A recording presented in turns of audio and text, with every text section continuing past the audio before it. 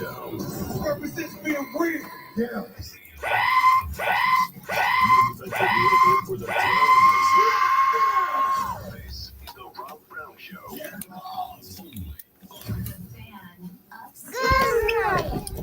Big Dad, how you doing? Good morning indeed. Welcome in, ladies and gentlemen. It's the Rob Brown Show. Monday, a full week. Nope, a 4-day week. What are you doing? Of radio goodness begins right now. Welcome in, people. Great to have you. Happy Monday. Hope that your weekend was good. Hope you took in an excessive amount of sports. I know many of you feel like it's just hashtag peak off season, but the NASCAR race Saturday night in Atlanta was good. We're going to talk about that today. And I don't ordinarily bat lead off with NASCAR, but we're going to talk about today. Can I just start the whole show over? That was 30 seconds of the worst radio I've done in years. Let me try that again. No, it wasn't. It wasn't the worst that you've done it. Thanks for the confidence. Listen, man, it's not even close. Let me try that whole thing again. Ladies and gentlemen, welcome in. The Monday morning edition of the Rob Brown Show is live. Great to have you. Hope you had a great weekend. Hope you had an opportunity to take in an excessive amount of sports this weekend. I know many of you believe that it is hashtag peak all season, so maybe you chilled out, maybe you took it easy, maybe you didn't sit in front of the TV for hours upon hours. See, I can do this, but if you didn't, you may have missed out, because there was a lot of good sports this weekend that we have got to get to, including a NASCAR race on Saturday night right down the road in the ATL, which was G-U-D, good. Yeah! And I want to talk about that because I felt like there was a lot going on with this NASCAR race. It was the kickoff of NASCAR's in-season tournament. They are quite literally running an in-season single elimination 1v1 race-by-race bracket for the next handful of races. They used about 11 races leading up to this to create a bracket where there were seeds for every driver. You would be slated into one of the seeds, and then, just like a bracket, 1v32, 2v31, 3v30, etc., all the way down. Just generating the kind of excitement and more viewership that they thought it would. And what do you get if you win? $1 million to the outright winner. Okay, there you go. $1 million of pure American cash. The NBA may want to take a look at that, because I'm guessing you just... Well, the NBA is giving money to each member of the winners. I just thought they got a band. No, the guys on the team all get a little bit of extra scratch for the dub. NASCAR doing the same thing with $1 million to the winner. But, and I guess this is actually more similar than it is different, their tournament being in season is also just racing. You still have to run the races. The individual head-to-head challenge that you are in with whatever driver you happen to be paired up with that week, you still have to run the race. And that race still counts towards NASCAR's postseason. It still counts towards your playoff seeding, or if you are in it at all. If you win the race, you not only move on in the challenge, but you also still get your postseason entry. If you win a stage, as Tyler Reddick did, in a race, you are obviously helping yourself to outright beat your bracket enemy that week, but you also get the stage points that count towards your postseason. So, by the way, really quick, the NBA Cup champion in 2024, each player got $514,971. Yeah, half a million, and again, that might not make as much for James Harden, who just signed a 2-year, $81.5 million extension to stay with the Clippers. But if you're on the bottom end of a team's payroll, $500,000 is not a bad little egg to throw into an investment account and let it roll over. It's still not NASCAR money, though. It's still not NASCAR money. But in NASCAR, they just got to pay the one dude. And I'm sure there's some prizes for people that are, and I'm sure most of the drivers, I assume, would likely split that money up with the pit crew and the folks who make the car literally go.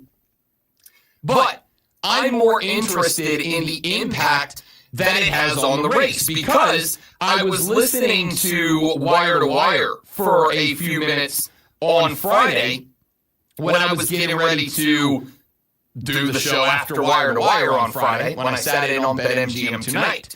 And they were talking about this a little bit and reading some of y'all's comments and whatnot on the air. And I heard a lot of people saying how terrible of an idea this is, and, it's pretty much the same thing as the postseason format, so they're doing the same thing. If I recall correctly, one of the texters said something to the lines of, there are better ways that they can use to bring more eyes to the product, and that the in-season challenge is effectively the same thing as the way that NASCAR's postseason playoffs are set up, so this wasn't going to work. And I went into Saturday night not really knowing what to expect, because my thought was, I'm sure that the 32 drivers in this bracket would love to win it, but I don't know how much they are going to sacrifice their ability to race well in the race itself, like treating the race as a regular race, as opposed to going out there and maybe taking some risk, taking some chances in order to win the in-season tournament. And I cannot directly attribute it to this. I think I need a larger sample size than one race to determine if this is accurate or not. But we had a Stage 2 wreck that took out about half the field. And there's a healthy number of NASCAR talking heads right now that are attributing that Stage 2 wreck that removed about half of the field, including both a number of guys that were in the in-season tournament challenge, some of whom it cost them the in-season tournament challenge, and a number of guys who were not members of the 32 driver bracket. I think it had a lot to do with it. I think there were guys that were jockeying for track position, and while maybe they may not have been willing to throw the whole race around, I do think that there were some guys that were angling. The approach I think a lot of these guys are taking to it is, maybe I'll be slightly more aggressive to make sure that I'm in a position to win, so that if I'm in a position to win late in the race, I'm in a position to win, I'll go for it.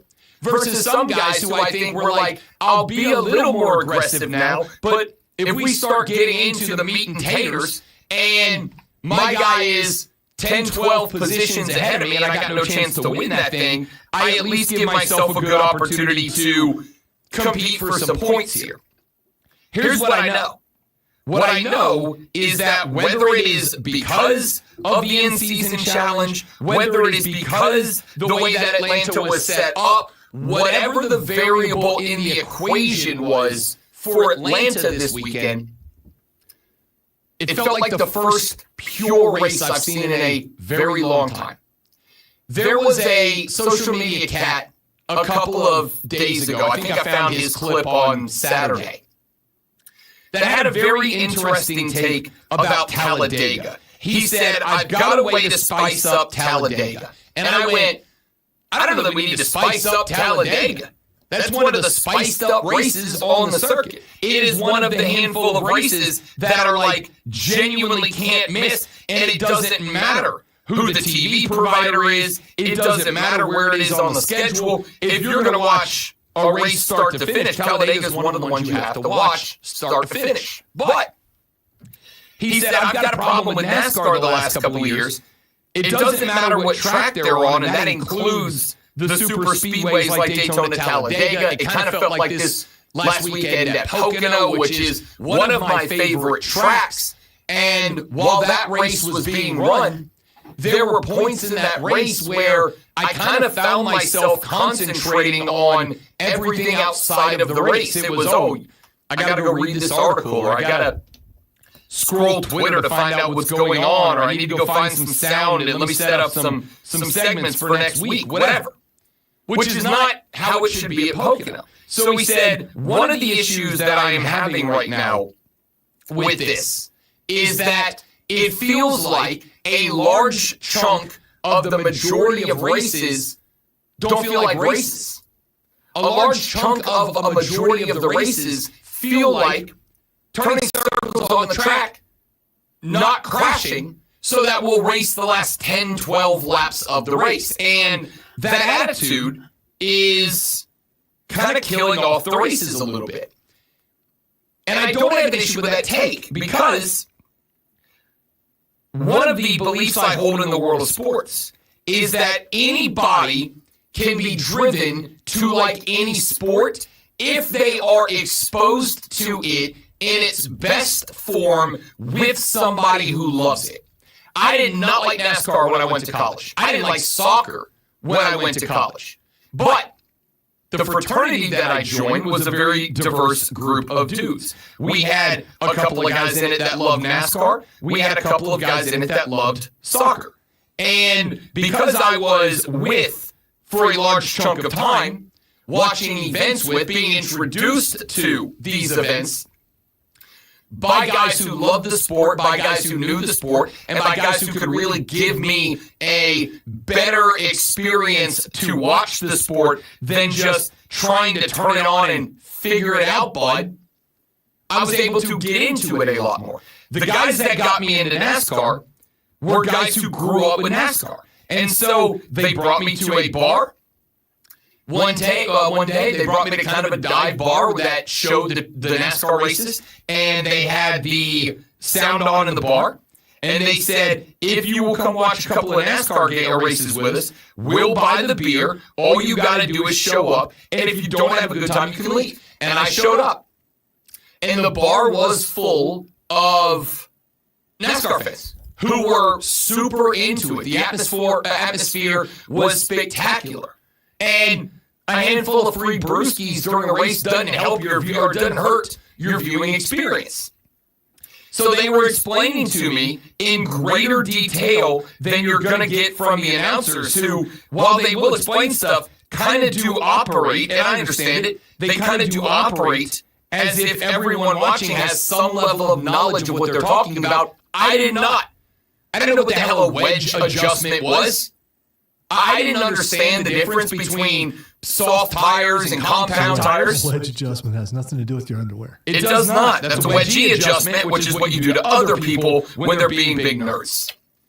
A wedge adjustment changes the angle of the camber in the back of your car and the axle and all that kind of stuff. It's a long thing, but it changes the way that your car handles on a race. I just looked at, if you didn't know better, and you just saw a dude stick a big metal rod into a hole in the back of the car and spin it, and the guy goes, all right, we're giving Joe Logano a bit of a wedge adjustment here. I'd be like, a wedge, like cheese, like they're handing him cheese in the window, like what are we doing here? But these guys said, here's what a wedge adjustment does, and how it works, and how it's impacted, and how it does this, and how it does that, and yada, yada, yada. And it, to me, was kind of fascinating. It was kind of enjoyable, and I got into it a little bit. So one of the other things that has to happen, though, is the sport has to be good. If those guys would have brought me to a race, and the race would have been 10, 12 laps of racing off the green flag, guys jockeying for early position, and then 440 miles of guys just turning circles, and then the last 10, 12 laps were guys racing for the checkers, I probably would have checked out, because you gave me like 30 minutes of really heated competition out of the gate, and then you give me 2.5 hours of what everybody makes fun of NASCAR for being, go fast, turn left. And then you spin it back around, and you give me 10, 15 minutes of good competition, but I had to wait 2.5 hours between the two. That ain't it. When these fellers, back in 2003, 2004, because I'm old, shut up, were taking me to watch races at the dive bar. The races were races from green to checkers. there was no letting up. This was prime Jeff Gordon years. There was no letting up. It was Dale and Jeff. And if the 8 and the 24 got anywhere near each other, it was going to be chaos. And it was compelling. Well, this race at Atlanta on Saturday felt more like that. And I do think there are some other variables that go into it, right? I think as tech and cars have become, even though the owners are very rich, as tech and cars have become more advanced, as they have become more electronic, I will say this, as much as sometimes I get frustrated with the old heads who complain about the good old days when NASCAR teams, when it was literally stock car racing, right? It's not stock car racing anymore. We all know that. Stock car is just a name because there's nothing stock about these cars. But it used to be, it was quite literally stock car racing. You took a stock car, you brought it to your garage, and you had techno-whizzes who sat in there and they adjusted the car. They played with the car until they got the car as good as they can get it. And that was as much a determining factor of who won and lost races as the guys wheeling. It's who in your garage knows how to get the most horsepower out of every little bit of the car. And now the rules are so strict and specific that you pretty much set the car up to NASCAR's rules, and it is 100% the skill of the drivers. And you got tech and R&D that can kind of change things and maybe make small adjustments here and there. I'm not saying there's not. What I'm saying is it feels a lot more reliant on the skill of the drivers, which maybe some people like that and some don't. I've kind of mocked the old heads who are like, oh, no, NASCAR sucks nowadays, because for them, it's if the cars aren't slamming into each other at 170, 180 miles an hour, it's not good racing. And I'm not disagreeing. Like, I want there to be some bump and run, for sure. But the one thing they're not wrong about is it was a race from mile 1 to mile 500, and it doesn't feel that way. Saturday at Atlanta, it felt that way. Saturday at Atlanta, it didn't feel like it was, hey, let's race. This is one of the reasons stages are a thing. Like, we've complained about them, but one of the reasons they're doing stages, though they'll never admit it, is because it gives you a reason to have some good actual racing within those middle 400 miles. That's compelling. Guys are racing for stage wins. Those are huge for the playoffs. We haven't had that. Now we do. This race in Atlanta Saturday night was the proof that if you put on a good race, I'll watch it even if it's not on Amazon Prime, which is a far superior broadcast of it. And I don't know if we can directly attribute it to the in-season bracket or just Atlanta happened to be a good race. But I really hope that it was the former, because now we have an idea of how we can make these things more compelling. If you watch that race Saturday and you haven't watched racing in a while, you might go, I'm back, baby.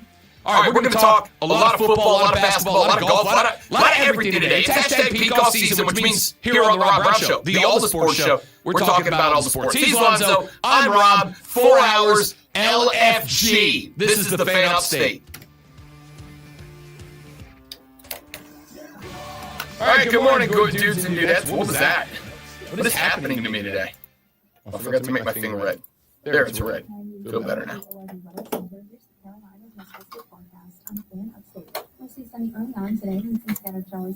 No, not that, Rob. I like that one. It looks like my handwriting. That's why I like it. I got nothing. I'm meteorologist Carol Foster on the fan upstate. Currently it's 72 degrees.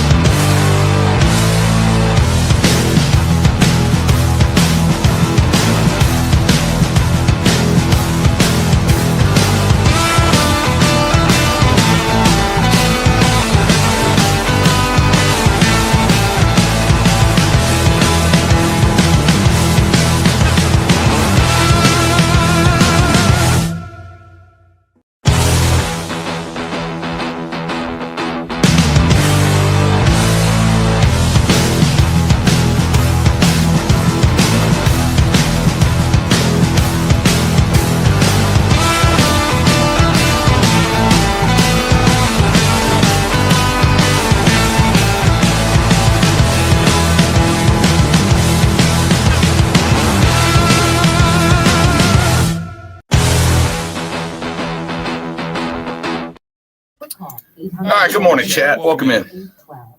Chat. I'm a millennial. I'm a youngster. Tax relief advocates. Real solutions for real people. People actually say that. That I'm a youngster? No, No one says that Good about me. morning, chat. Yeah, that's a very big extreme thing to do. Is it? Yeah. Okay. To refer to the people as chat. What up, chat? For a limited time, go to Rapid Radio. How we feel about that, chat?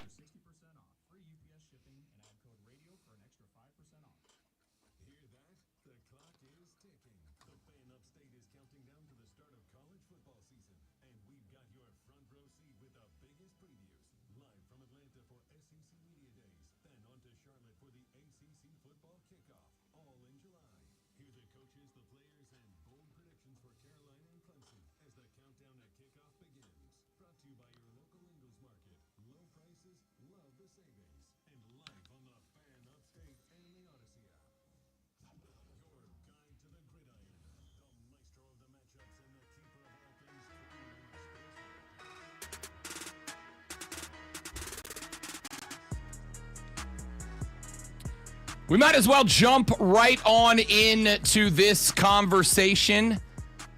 I want to keep it a buck with you. I don't think it's going to happen. I do think it is worth talking about. It is going around right now in the NBA world that there is a new name being connected to the head coaching search for the New York Knickerbockers. You will remember that the Knicks got rid of Tom Thibodeau right after he was done taking them to the Eastern Conference Finals. Well, in one of their few non-AI written articles over the past few months, of which I have seen a few, and many of them are just gross. We might talk about that later. The New York Knicks, according to Sports Illustrated, are reportedly considering, and while it has not been confirmed yet, have reportedly reached out to Dawn Staley with a slight interest in potentially bringing her up to coach the Knicks. Now, I'm going to start with this. Number one, I don't know the validity of the conversation. I don't know that they are interested. I don't know that they have reached out. I have not heard anybody in Colombia that can confirm or deny this. I will be reaching out because I heard about this late last night. I will be reaching out later today because I didn't want to interrupt her on into the evening, nor text her at 4:30 this morning. I will talk to Lulu Kesson and see if she has heard anything about this so far. But I can't confirm it has happened. I cannot confirm. Let me be real clear in case it didn't sound like I said I can't confirm or I can confirm. I cannot confirm that the Knicks are interested. I cannot confirm that they have reached out to Dawn Staley. But the reports are that Dawn Staley has been listed as a name the franchise is interested in, is considering. And there are some reports that the Knicks have reached out to the head coach of the South Carolina Gamecocks women's basketball team about bringing her up to the NBA. You know what I'm talking about. I promise you I'm going to get through this show if it kills me, and it might. If the Knicks were to reach out to Staley, would she go? I don't know is the answer. I think in years gone by, it would have been a very clear and evident no. I don't think so yet. I think she's committed to where she is. I think she's committed to the game.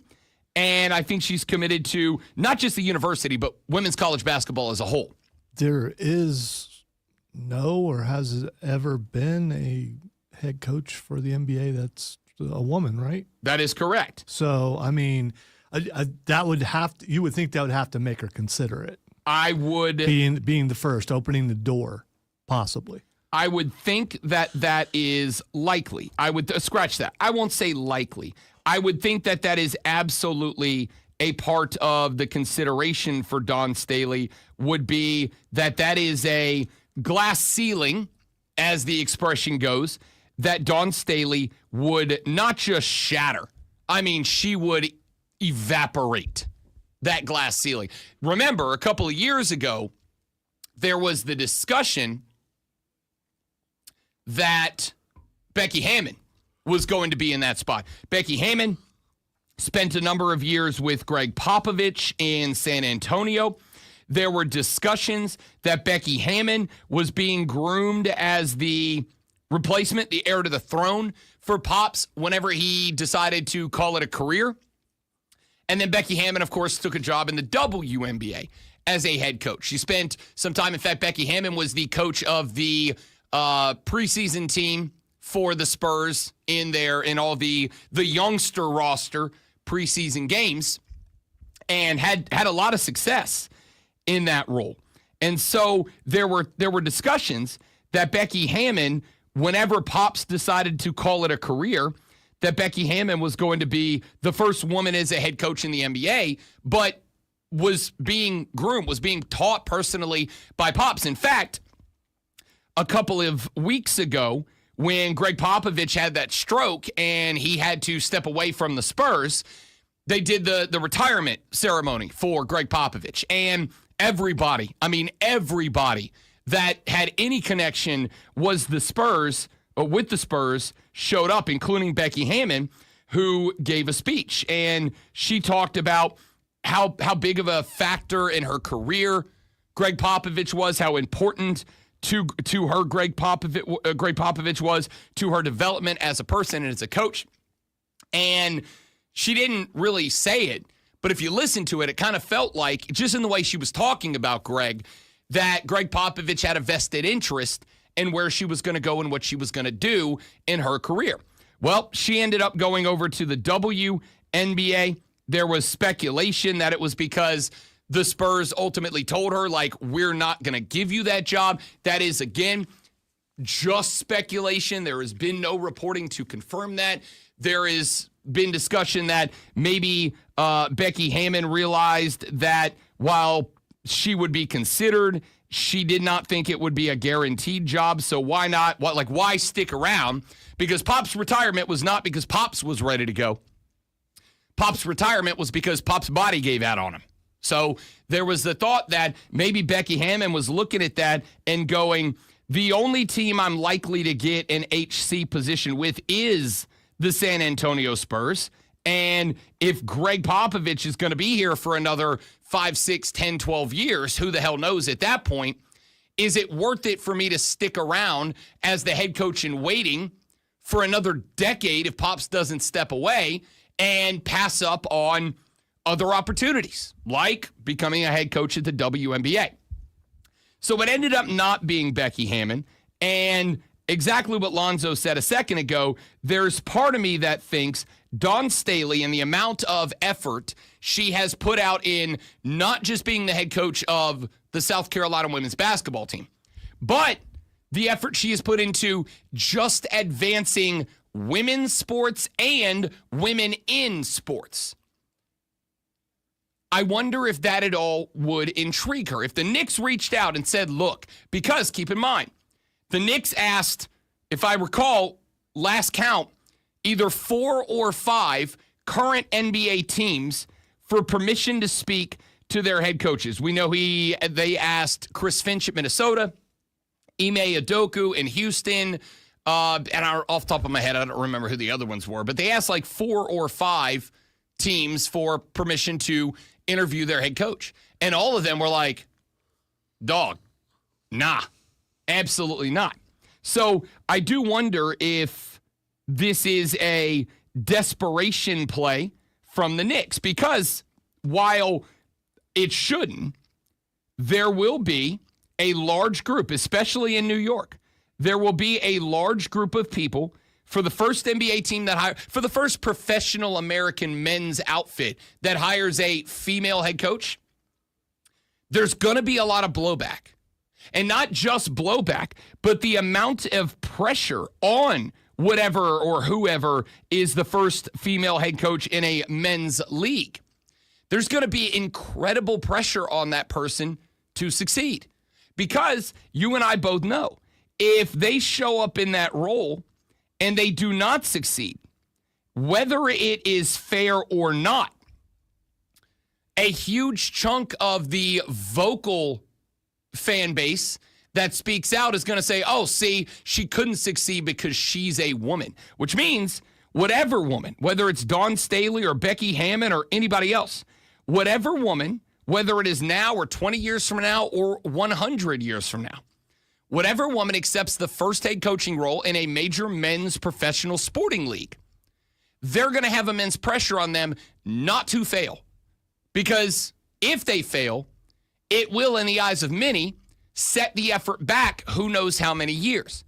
If they show up and succeed, they open a gazillion doors. Like I said, that glass ceiling is not shattered. That glass ceiling evaporates, is dusted like Thanos if they show up and succeed. So while I do not think that Dawn Staley would be afraid of the pressure to succeed, I do wonder if the Knicks truly have reached out or if they are planning to. What the weight for Dawn Staley of helping women sports succeed versus helping women in sports succeed. That would be an opportunity for her to say, look, there's a place here for women in sports. At every level, in every league, there is a place here for us to succeed. While knowing that if she does not succeed, if she does not make it, that the fan base that would actively push to keep her out would then use that as evidence as to why they were right the whole time. This is going to be an interesting situation to follow if the reports are accurate that she is on the list and that they are either going to or already have reached out to Dawn Staley. She is committed to the University of South Carolina. There is no doubt about that. At the same time, as I have told you about this job, I am wildly committed to being here, to this job, to this radio station. There's an offer out there that I walk into the boss's office and go, look, they offered me this, and I can't turn this down. And the boss would go, you're right, you can't. Go bananas. Good luck. See you when you come back and visit. There's an offer out there for Dawn like that. Everybody's got a price. Ha, ha, ha, ha, ha. Is this it? This is one of the biggest jobs in the United States. Would it be one she considers? We'll talk more about this later on in the radio program. We got to talk some Braves ball coming up later on in the show. We got John Blau to talk Clemson ball at 8:40. All that and more as the Rob Brown Show rolls on here on the Fan Upstate.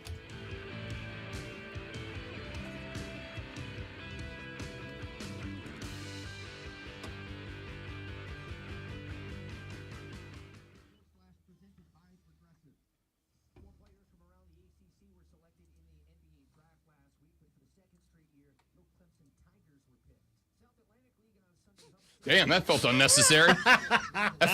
that felt completely unnecessary.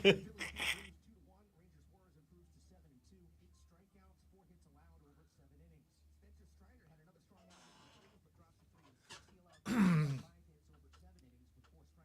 know if someone still worked here, he'd be complaining. I may not update these. Just leave that in there. I update them at noon. They send out new ones. That felt like he recorded that line, hit off on the mic, and went. I hope so.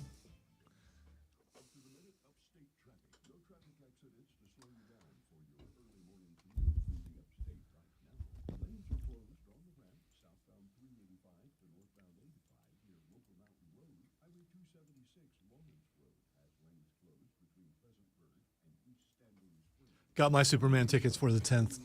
Nice. Now also. So for 5 people at IMAX, it was $145. For 5 people? IMAX is expensive. Clearly.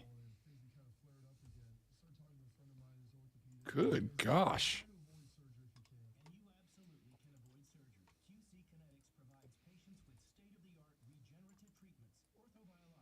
Probably go to IMAX like once or twice a year, if that.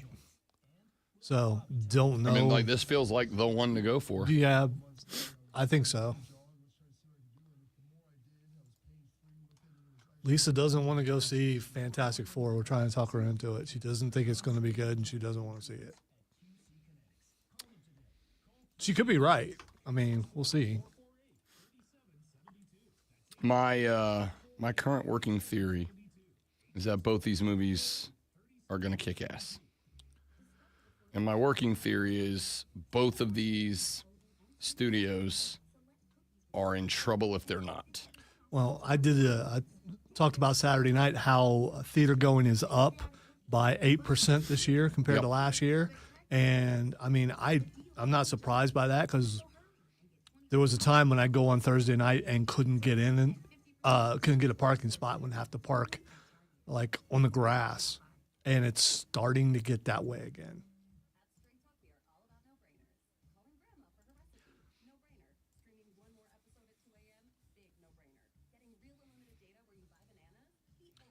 Well, we rarely buy tickets that early. Yeah. But I want to see that in IMAX.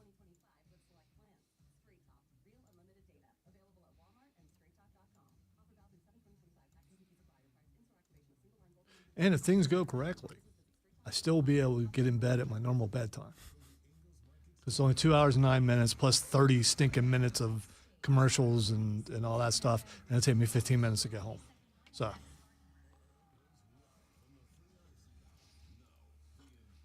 I'll stay up late for that movie, though. Only like 15 minutes, but you know. That's all you need.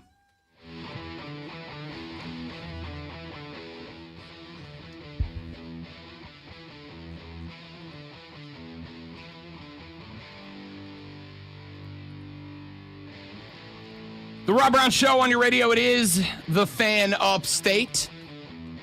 Rob, the Great Lonzo, and you from 6 till 10 every single weekday morning. I want y'all's thoughts, South Carolina fans, on this report that Dawn Staley is being considered for the head coaching position with the New York Knicks.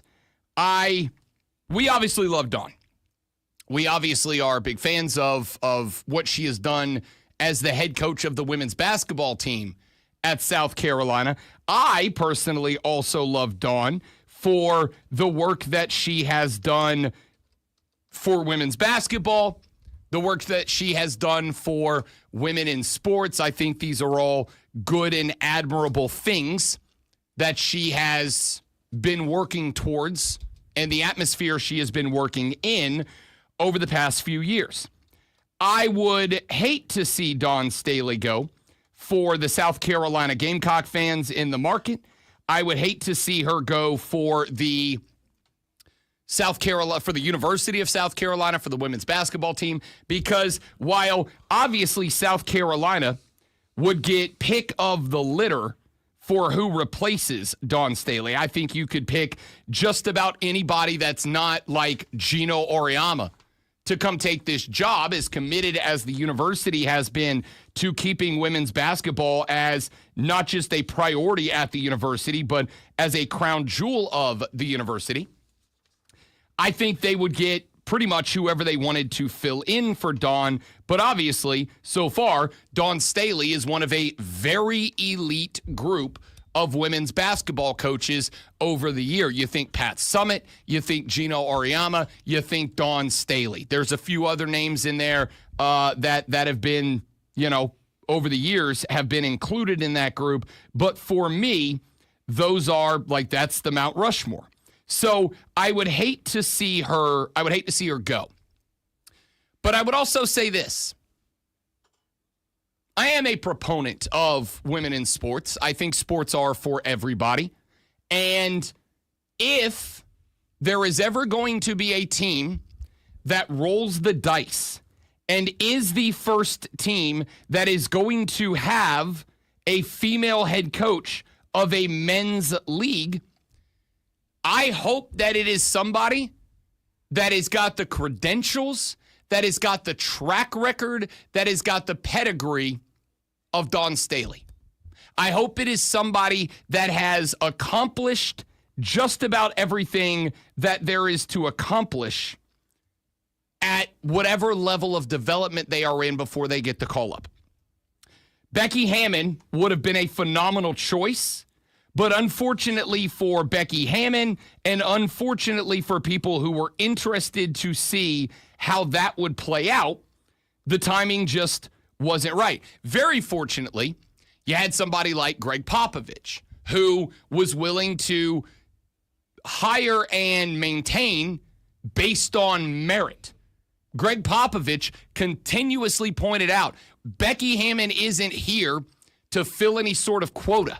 Becky Hammon isn't here to meet any sort of social obligation. Becky Hammon is here because she's a damn good basketball coach. And Greg Popovich didn't just walk the walk, but he put Becky Hammon into places to succeed. Like we talked about, he put her in charge of the Spurs Summer League team in order to give her a chance to prove that she is not here because she's a woman. She's not here as lip service. She's not here for some sort of quota. She's here because she's good. And Becky Hammon won Summer League championships. Becky Hammon was taking the Spurs Summer League team and just dominating everybody for a couple of years.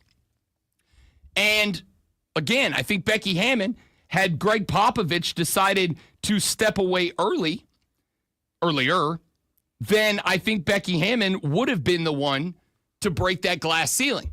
But Pops had every right to call his shot, or unfortunately, have his body call his shot for him.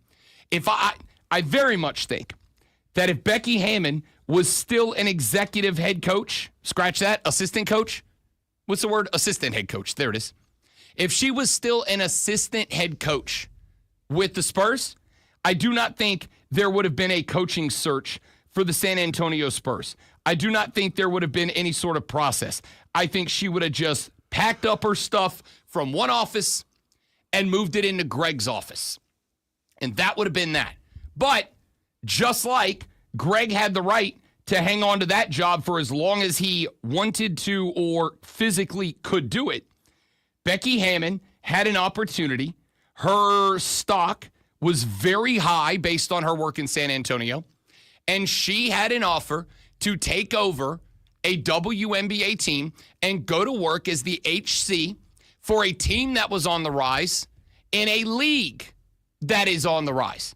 And I think there was some level of not just desire for Becky Hammon to be a head coach, but this, and this is just speculation from me, my belief is she went, all right, I've gained some level of notoriety along with my success as a coach. And if I want, as a former player, as an alum, the WNBA to continue to grow and get better, I can take my talent there and be a part of that process. I can take my talent there and be a part of the growth. I can be a factor in the evolution of this league. And I think that when Becky Hammon left San Antonio to go to the W, while it may not have been millions and millions of the Becks fans over the years, I do think that there was likely a large group of, if nothing else, San Antonio fans. San Antonio is a huge market. They have tons of fans. I think there probably were a large group of Spurs fans that said, I'm gonna roll with Coach Becks here. I will follow her to the league.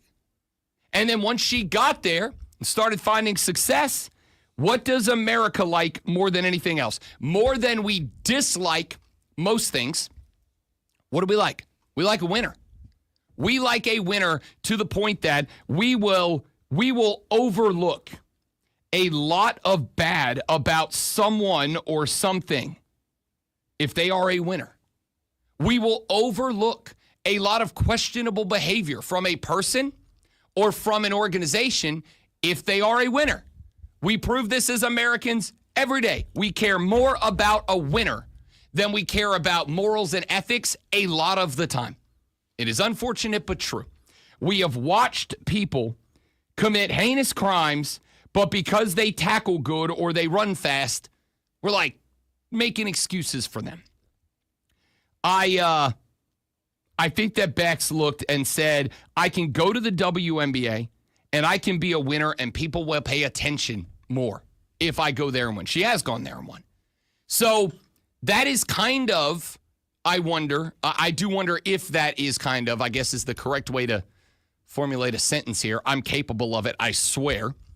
I do wonder if that knowledge, belief, wisdom, whatever you want to call it, would factor in for Dawn Staley.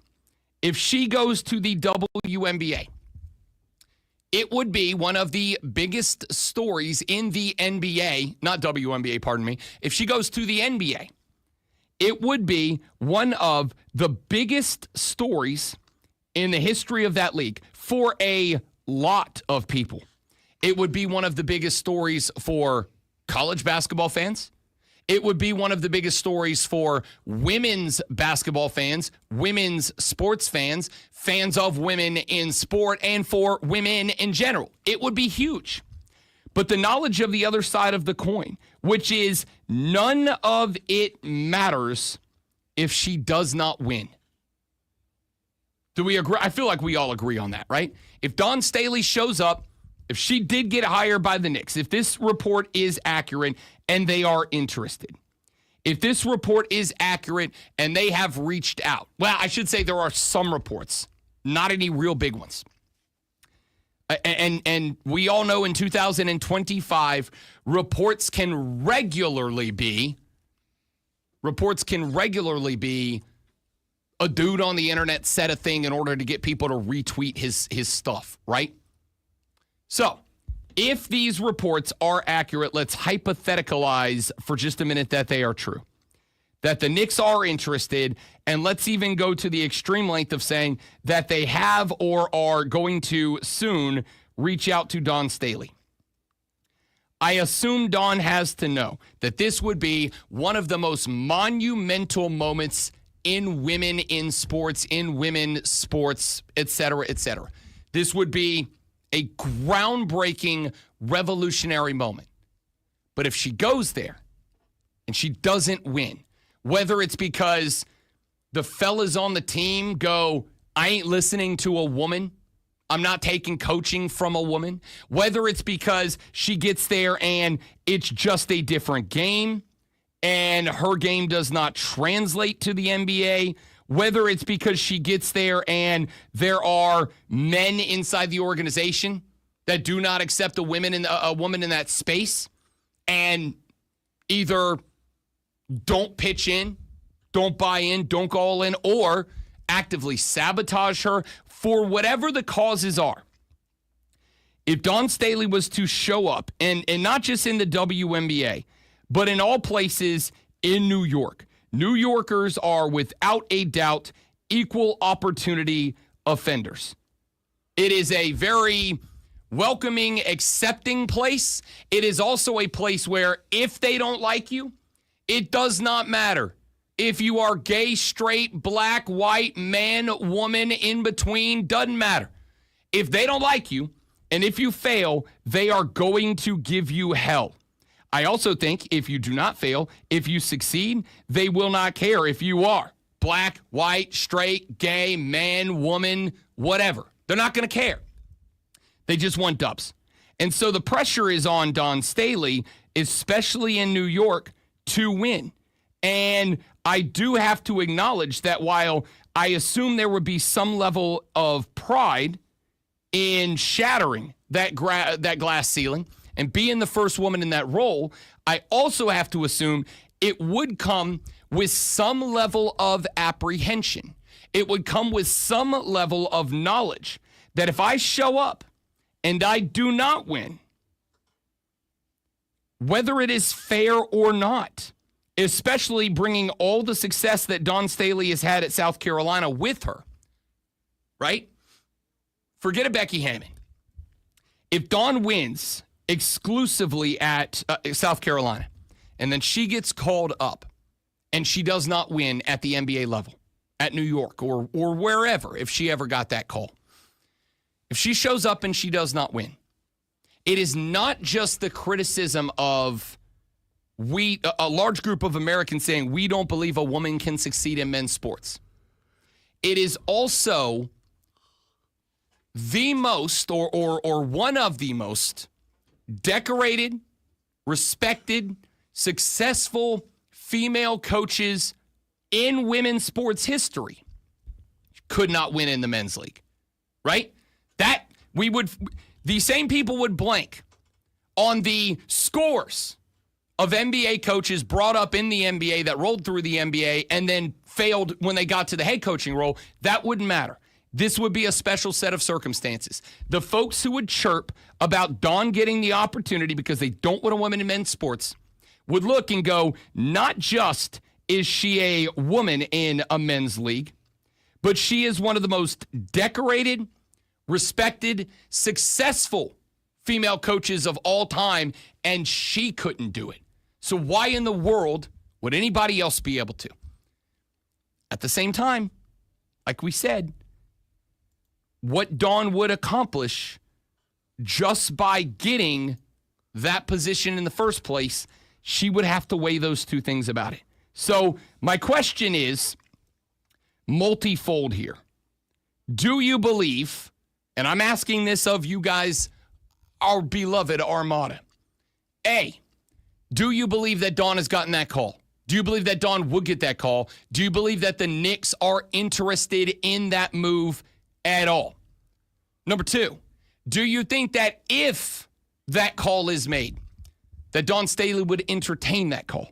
Do you believe that Dawn Staley would take that call? Do you believe that Dawn Staley would hear out the Knicks? And number three, if the answer to both of those are yes, do you think Dawn would go? What do you think of the reasons she would and would not? Do you think it would be good for the women's game for Dawn to go? Do you think that it would be good for women in sports? Do you think that matters at all? There may be some of you who do not think that matters at all. So I am curious as to hearing these reports with the acknowledgement that there are some major outlets like Sports Illustrated that are reporting that there are reports that. I think it is important to distinguish. SI and these other outlets are reporting that there are reports that. They are just saying people are talking that this is happening. Not saying that it has. I will be ear to the ground on this for the next few days to find out. But my questions for you, the Armada, is, do you think it's legitimate? Do you think that it is a good idea, a bad idea, and why? And do you think Dawn would hear them out? 844-326-3663 is the number to text the show on the Hub City Spartanburger text line, 844-FANFONE. It is also the number to call the show, 844-326-3663. South Carolina fans looking for your input on this conversation.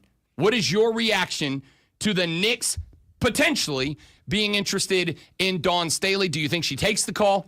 If offered, do you think she takes the job? We'll talk more about this later on in the show. When we come back, we got your water cooler cheat sheet, the top 3 sports stories out. Yo, need to know. Gonna keep it a buck. This is probably one of them. We've got John Blau coming up at 8:40 to check in on all things Clemson. We have got the best 60 seconds of your morning. I'm talking better than your coffee, better than your breakfast, better than that other thing you do in the mornings. Oh, yeah. This is better than all of it. It's Lonzo's Sports Flash.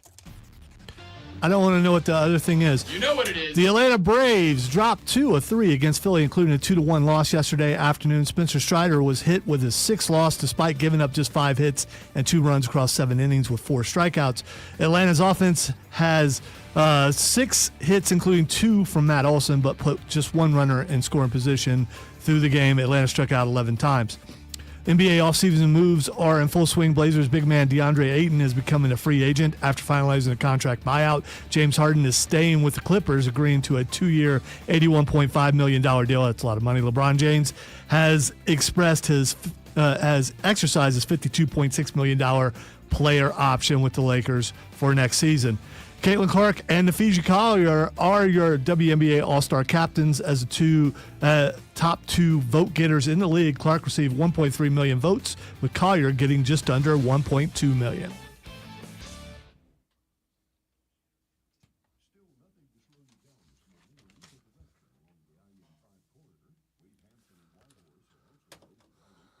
Being tongue-tied apparently is contagious.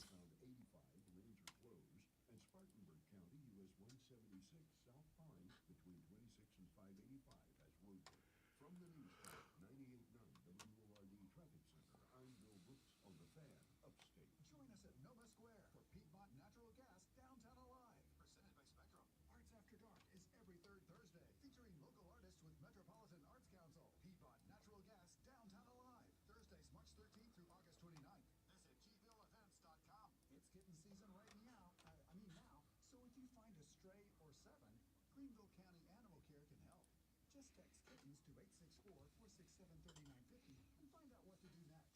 Or check out greenvillepets.org. Ingles, low prices, love the savings. Did you know that Ingles sells a huge variety of organic items? Or that they run their own dairy? Or that they only serve USDA choice and prime meat? Or that they donate 3,956 meals a day to local food banks? Well, now you do. It's all in the bag. DQ presents How to Make Your Summer Take Flight. Just head into DQ for a new Superman Cake Batter Cookie Dough Blizzard Treat. Treat your inner hero to an epic mix of sugar cookie dough, sprinkles, and cake batter flavor. Blend it all with legendary DQ soft serve, and it's enough to tempt Superman himself. Fly into DQ for our new Superman Cake Batter Cookie Dough Blizzard Treat before it's gone. And don't miss Superman. Only in theaters July 11th. DQ. Happy tastes good. Only at participating locations. Some things can steal your sunshine. I just got my hair done. Sorry, the pool is broken. Anyone see my flip-flops? Anyone? But COVID-19 can steal a lot more. I just took a COVID test. Prescription medications for COVID exist. If you test positive this summer, ask your doctor if they're right for you. Visit PfizerForAll.com/COVID-19 to learn more. Sponsored by Pfizer. It's the Rich Eisen Show. The Sons have told Mike Budenholzer, we're done. That's it. One season, one and done. 36-46. Highly disappointing. I mean, just there's no other way to put it. And I guess it's now completely vogue to fire a head coach who's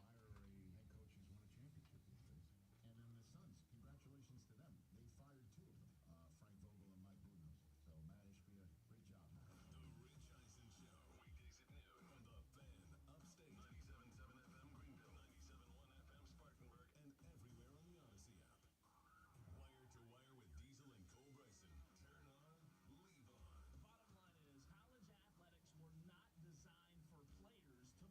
The Rich Eisen Show. Weekdays at noon on the Fan Upstate. 97.7 FM Greenville, 97.1 FM Spartanburg, and everywhere on the Odyssey app. Wire to Wire with Diesel and Cole Bryson. Turn on, leave on. Bottom line is, college athletics were not designed for players to make $45,000 a month. You can disagree all you want. College sports was student first, athlete second. Nobody, I don't care how good they are, Diesel, nobody should make $45,000 a month at the college level. And the truth is, Cole, this is unfixable. It's unfixable. Number one, it's activists like Rob Brown, and I'm calling him out. He wanted this. He wanted it. Well, what about the players? Coaches can go get whatever they want. Coaches can get paid a tremendous amount of money. Coaches can leave when they want to. Why can't players do it? Well, now they're holding their teams hostage. They're demanding. It's not even the money thing. Yeah, it's the principle of it. Wire to Wire with Diesel and Cole Bryson. Turn on, leave on. Afternoons 3 to 7 on the Fan Upstate. WORD Spartanburg. WFPC HD3 Greenville, the official sports voice of the Upstate family. Three friends. First break. 10-4. You're on official Rob Brown lockdown. Unfiltered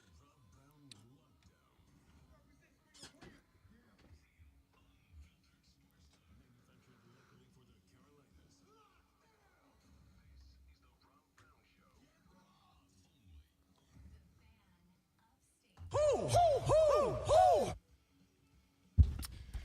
Rob and Lonzo, that's who. Here on the Rob Brown Show and the Fan Upstate. Welcome back. So we get the second of 4 of the most electrifying hours in sports talk entertainment underway. I'm Rob and he's Lonzo. Great to have you. Hope your weekend was spectacular. What a good weekend we had in the world of sports. Wimbledon underway. We had the NASCAR race Saturday night in Atlanta. I would like to talk more about that later on in the show. NBA offseason is hitting its zenith right now. It is hot and heavy. We've had some big names in the news. James Harden has signed a extension with the Clippers, $81.5 million for 2 more years. LeBron James exercised his player option. He will be staying with the LA Lakers, but he did have some words of, either advice or admonishment. Admonishment? Admonishment. Pretty sure it's accurate. Let's go with it is. Let's sound like we're confident in what we say here on the show. Admonishment. Now I'm not confident again. Advice for the Lakers that came along with his exercise. Admonishment, a firm warning or reprimand. Okay. Well, I knew the definition was right. I was more concerned with, am I pronouncing it correctly? You were pronouncing. See, that's the thing. You pronounced it completely correct.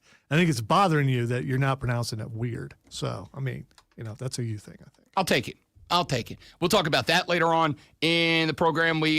This is a fun By the way, part. now all of us are trying to figure out a different way to say admonishment, and admonishment. Admonishment. Yeah, It's a weird one. I don't think there is another way to say it. No, there's not. I just didn't know if I blew it. But I didn't. We're good. We nailed it. We're going to talk about the LeBron story later on because he's been taking criticism, and I think it's a silly thing to criticism him over. So we'll get to that a little bit later on in the show. Got to talk about the Atlanta Braves. They will be an item on the water cooler cheat sheet here in just mere seconds from right now. I'd like to get into that. And, of course, remind you all that we are in the football doldrums right now. There's just nothing happening right now. The contracts are done with the exception of the drafted rookies, which we're seeing those trickle in, most of them already signed. 2 weeks, man. 2 weeks. In 2 weeks, right? In 2 weeks, you'll be at SEC Media Day. 2 weeks from today, that is exactly correct. That's all we got is 2 weeks. It's a short week. So we got like 1 full week next week, and then after that, it's football season. We are precisely and exactly 13 days, 23 hours, 56 minutes, and 30 seconds away from starting the show at the College Football Hall of Fame on Monday, July 14th, and then running all the way through Thursday, July 17th. We will be live at SEC Media Days in Atlanta, Georgia. We will be there for all 4 days. Looking forward to covering that event. Looking forward to getting you guys some live interviews. We'll have coverage of everything that breaks. Obviously, we will have conversations that are going on regarding further conference expansion or not. It's been real quiet on the conference expansion talk, with the exception of the Pac-2 floundering off in the distance as they add Texas State to their rotation coming up here in the next couple of days. I think they can't join until next year officially. They shall rise again. I guess so. And they will. So now they're Pac-3. They are now. No, they've got like Boise State's in there, New Mexico State. Like there's other schools, but the point is more along the lines that the fact that most of y'all didn't know that is the point. That is the point. So we'll see what happens if the SEC continues to look to grow in the future, or if they are complacent. I do think that a lot of the complacency on the conference expansion front over the past few weeks or months has to do in large part with the fact that we didn't know what was going to happen with the revenue split. We didn't know what was going to happen with the House v. NCAA settlement. We didn't know what was going to happen with the NIL rulings that come out of the College Sports Commission, yada, yada, yada. So we'll talk more about that. But again, the point here is that July 13th, 14th, 15th, and 14th, 15th, 16th, and 17th. There we go. Monday through Thursday, we will be live at SEC Media Days. Right now, we got to tell you what's going on in the world of sports. We got to tell you the top 3 sports stories you need to know before you get to the office, because you've got 54 minutes and some change to get there. When you get there, you will be taking a break to talk sports. You will need to know what's going on in the world of sports. And ladies and gentlemen, that is why we do this. Are you ready for the playbook of the peculiar, the almanac of the absurd, and the encyclopedia of the extraordinary? Well, you better be, because we're diving headfirst into the 3 top stories that will have your coworkers saying, "Burn it down! Burn it down!" First bathroom break. No. Here we go. Welcome to the Water Cooler Cheat Sheet on the Fan Upstate. It is the Water Cooler Cheat Sheet, the top 3 sports stories I need to know before you get to the office and start talking sports this morning. When you do, these are some of, but the most important, in my opinion, things that you will be talking about. Let's dive right in with item number 1.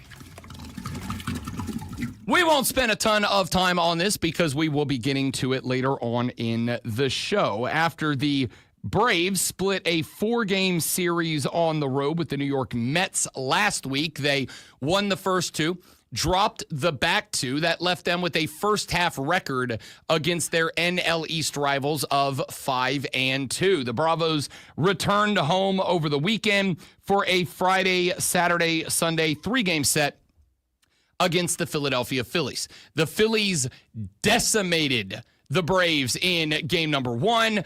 Atlanta got game number 2 behind Spencer Schwellenbach. Yesterday, they sent Spencer Strider to the bump. They dropped game 3. Didn't just drop game 3. It was physically a painful baseball game because Spencer Strider gave you 7 innings of 5-hit, 2-run, 4-strikeout ball. 95 pitches, played good baseball off the bump. And for about the 10,000th time this season, an Atlanta Braves starting pitcher turned in an effort that should have resulted in a win and instead got tagged for an out.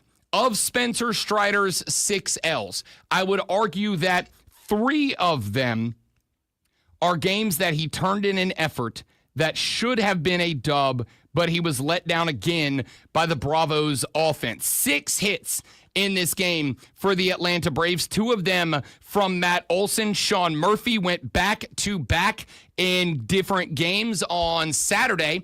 Had a monster dong of a grand slam. Did another one yesterday in the 2nd inning. Outside of that, the Braves had a runner in scoring position for exactly and precisely 1 at bat. They had 6 hits. 1 of them left the yard. Of the other 5, 0 runners. Scratch that. 1 runner got to scoring position, got to second base.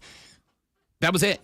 You're not going to win baseball games if your lone offense is off of the long ball, no matter how much chicks dig the long ball. If your lone offense is a long ball, and in 32 other at-bats, you strike out 11 times and 1 runner advances to second base, you're not winning many games. If you'd have told me that Spencer Strider was going to go 7 innings and allow 2 runs, I would have said, hey, I feel pretty good about the Braves' chance. Even with the offense that they are sending out there, I feel pretty good about the Braves' chances in this one. I should learn. We're going to talk more about this game, more about this series, and more about what's next for Atlanta coming up here in just a few minutes. Let's get to item number 2. Yes, it is soccer that makes it to the water cooler cheat sheet. That is because a 4-3 shootout win over Costa Rica has propelled the United States men's national soccer team into the semifinals of the CONCACAF Gold Cup, the final competitive outlet for Team USA before they host the World Cup next year right here in the States. We didn't know what it was going to be. And I will say this game shouldn't have been this close. This game should not have needed a penalty shootout to win. Costa Rica is a decent team. They are nowhere near the level of competition that Team USA will be facing when they get to the World Cup next year. But they are a team that has given us problems over the years. This is one of those, it's your Super Bowl when you face them style moments for an international side. This time, Costa Rica. The Americans trailed 12 minutes into the game 1-0. They got back-to-back goals, one late in the first half from Diego Luna, another one early in the second half from Max Arfston. It felt like Team USA was going to be able to ride those 2 goals to a stoppage time victory. Instead, in the 71st minute, they allowed the equalizer from Costa Rica. One thing I did not like, after we scored the second goal, it felt to me like we were playing a lot of our possession going the wrong way. A lot of laying it back to the keeper, Matt Freese, who was in for Matt Turner. over the last couple of games in this Gold Cup. Not a goalkeeper with a ton of talent with the ball at his feet. I felt like it was an unnecessary risk. It felt like we had made a return to Greg ball yesterday. But then it came clutch time. Then it came time to gut up and make something happen. Matt Freese was able to stop 3 penalty shots, including the decisive sudden death golden goal PK late. The Americans able to move by on the 6th penalty shot. It was just the 5th international cap for Freese. Made 3 saves in the shootout. It secured the spot in the semifinals. We will continue to cover the Gold Cup as we move forward. It is the 17th Gold Cup semifinal appearance for the Americans, their 13th in a row. The Americans will now line up against Guatemala, who eliminated Canada's A team. We will play Wednesday at Energizer Park in St. Louis, and that will hopefully be an item on the cheat sheet on Thursday. We will find out when we get there. Let's get to item number 3. The NBA offseason has reached its peak right now. Players moving, players signing, rosters solidifying. Here are some of the news notes that have taken place over the past 48 hours. One of the big ones, LeBron James decided to exercise his $52.6 million player option for next season. The NBA's all-time scoring leader said in the press conference announcing that he was coming back that he does expect the Lakers to compete for a championship next season and will be, according to ESPN, quote, closely monitoring the Lakers' moves, end quote, and whether the team is positioning itself this offseason for a title contending roster next year. Rich Paul, his agent, told ESPN, quote, LeBron wants to compete for a championship. He knows the Lakers are building for the future. He understands that, but he values a realistic chance of winning it all. We are very appreciative of the partnership we've had for 8 years with Jeannie Buss and Rob Pelinka and consider the Lakers a critical part of his career. We understand the difficulty in winning now while preparing for the future. We do want to evaluate what's best for LeBron at this stage in his life and career. He wants to make every season he has left count, and the Lakers understand that, are supportive, and want what's best for him. It will be a correction on my part because I said earlier his 21st. No, it is his 23rd NBA season. Said he remains uncertain about whether he has one campaign left or wants to play multiple more years. James does have a no-trade clause in his contract, is 50 games away from breaking Robert Parrish's record for most career regular season games. He will also break a tie with Vince Carter for the most seasons played in the NBA. Other NBA news, Bobby Portis is signing a 3-year, $44 million deal to return to the Milwaukee Bucks on a player option. Good news for a team that already knows they will be without Damian Lillard. He has scored over 2,180 points off the bench the past 3 seasons, the third most in the NBA during that span. We have got news out of L.A. that is not the Lakers. James Harden signing a 2-year, $81.5 million deal to stay with the Clippers, declining a $36.3 million player option. Will re-sign on that 2-year extension. This is the second year of Harden's deal, the second year of the new deal. Also has a player option and is partially guaranteed. The Rockets will have Jabari Smith Jr. back. He is signing a $122 million rookie max contract extension. Rockets officials and Smith's agent announced the deal that extends through the 2030-2031 season. So they keep Jabari Smith alongside Kevin Durant. DeAndre Ayton will become a free agent, is buying out his contract with the Portland Trail Blazers. The soon-to-be 27-year-old had $35.6 million left on a contract that was set to expire next summer. Ayton and his representatives approached the Blazers about a buyout. Ayton wanted to go play in a, quote, winning situation, end quote. The Trailblazers are not that. They also did add some pieces in the draft, so this opens up a little cap room for them. He is free to sign with any team moving forward, which is interesting because the Charlotte Hornets might have a little depth need at the big man position, then there is a reason for that. Why?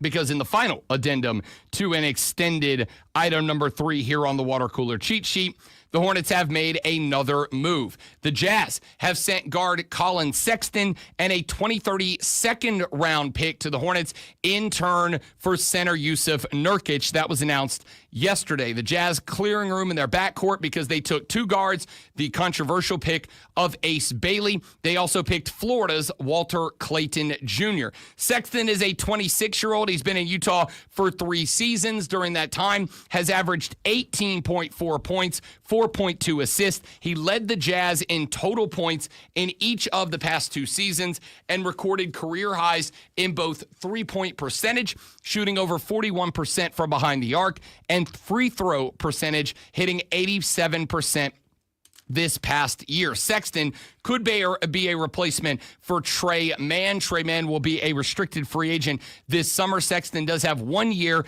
$19 million remaining on his deal before his free agency period next summer. The Hornets acquired, you will remember, Yusuf Nurkic at the trade deadline last season from the Suns, where he spent 2 years. He is in a center rotation in Utah that now has him, Walker Kessler, and Kyle Filipowski, the 30-year-old, on an expiring deal worth around $19 million. That's a cap move for them as well. I like this move for Charlotte, and I'm going to tell you why coming up later on in the show.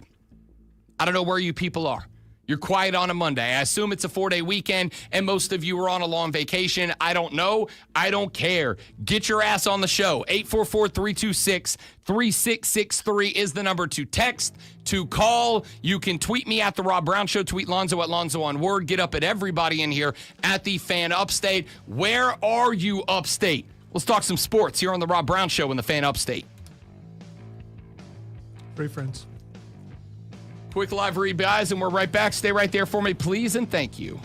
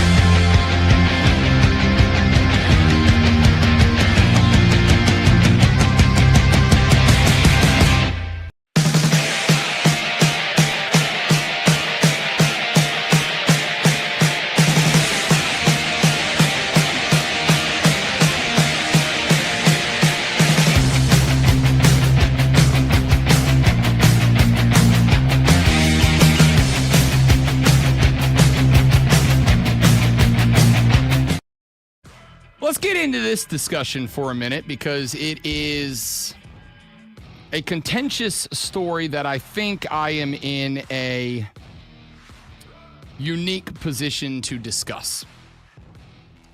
An investigation into unusual gambling around an NBA player has been opened. That player is Detroit Pistons guard Malik Beasley.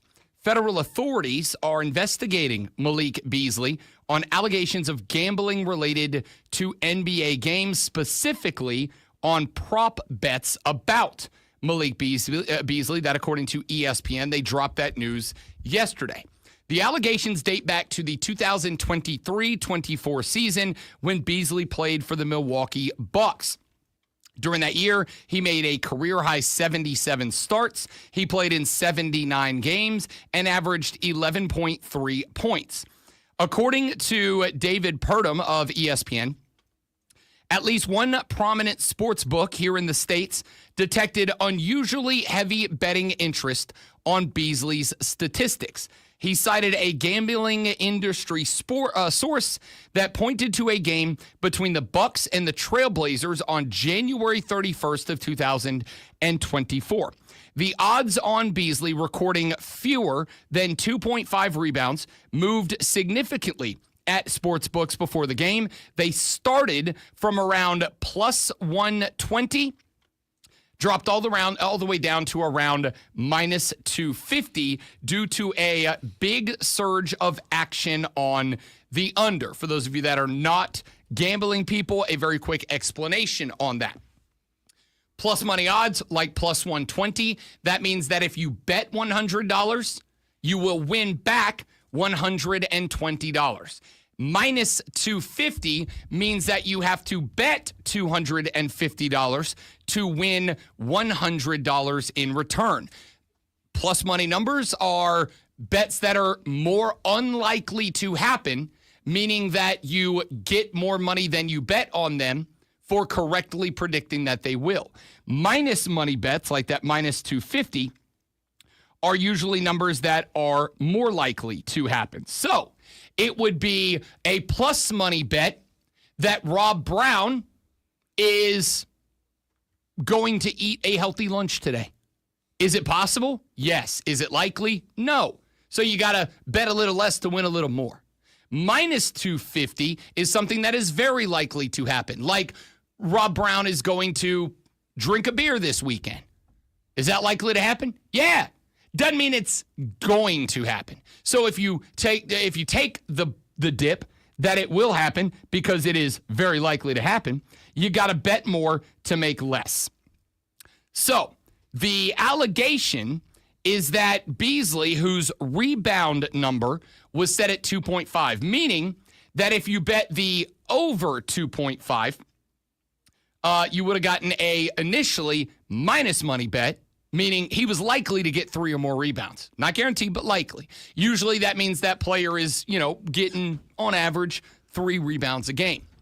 That number moving from plus 120 to minus 250, I will tell you right now, you do not see a line move that much until it gets to the point that it's just a guarantee.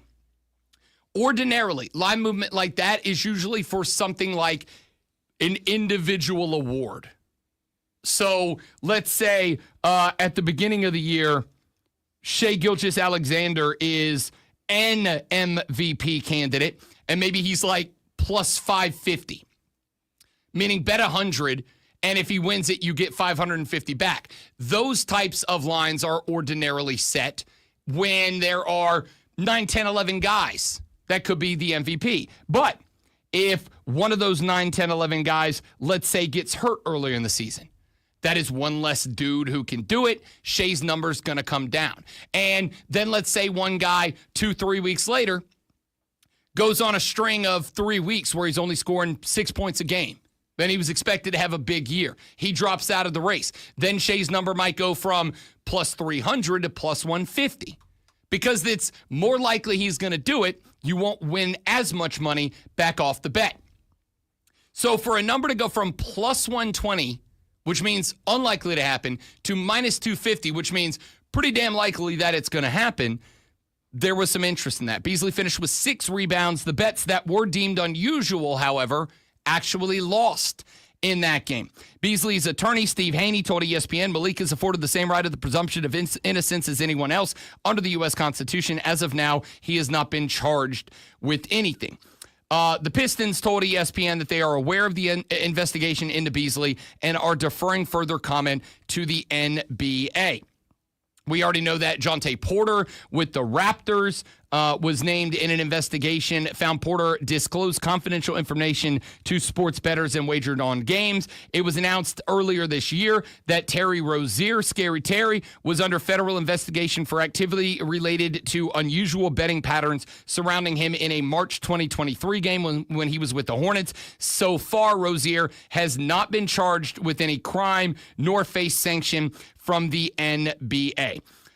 I have seen a lot of people over the past 24 hours since this story broke on social media saying it is unfair for players to get beat up on for being involved in gambling when the NBA, for instance, is a major corporate partner with sportsbooks. FanDuel, DraftKings, BetMGM, whatever. It's not, though. It's not, though. They are a partnership. The example that I have used to try to make my point, that it is not unfair for the leagues, baseball, football, hockey, basketball, any league, to be a corporate partner with a betting outlet, but still tell its employees, you can't participate in this. And my example is this. I work for a radio station. This radio station, though I do not think we're doing it right now, can absolutely run an advertisement for a, let's say, local beer. In fact, we do. Every year we have the beer passport, right? We give you guys the opportunity to buy this craft beer passport. And it is a little passport book that you take to X amount of breweries and restaurants and bars around the upstate, and you get to go try flights of or samples of a ton of different local craft beers. So we quite literally advertise beer here on the show. Do you know what I'm not allowed to do? I'm not allowed to sit here and crack open and down a brewski while I'm doing the show. And I can do it on my own time, but I cannot drink a beer. There is a rule that says, and a corporate rule, by the way, because I am allowed to, as long as I don't talk about it. I'm actually, like, if we were on remote at nighttime at a bar, I could have a beer while we're out doing the show. I just can't talk about it on the air. It's, if you've seen the Shane Gillis Post Malone commercial for, I think it's Bud Light that they're doing right now, they're out on some lawn chairs, and Posty cracks open a brewski, and Shane Gillis is like, whoa, whoa, whoa, whoa, whoa, whoa, whoa. You can't drink the beer. There's a reason for that. Because there is a rule that says you can talk about beer, you can advertise beer, but you can't consume it. Or you can have a beer, but you can't talk about it or advertise it, right? So that's a rule. But there are rules within the station here that say don't drink a beer while you're on remote. On a company that, or on a station that regularly advertises beer. Same thing here. We can advertise gambling. We can advertise sports gambling, but the players can't do it. It's just a simple rule to follow. And the fact that people are busting up the league for busting up players who gamble on it, this should not come as a shock or a surprise. And the problem that I have is this.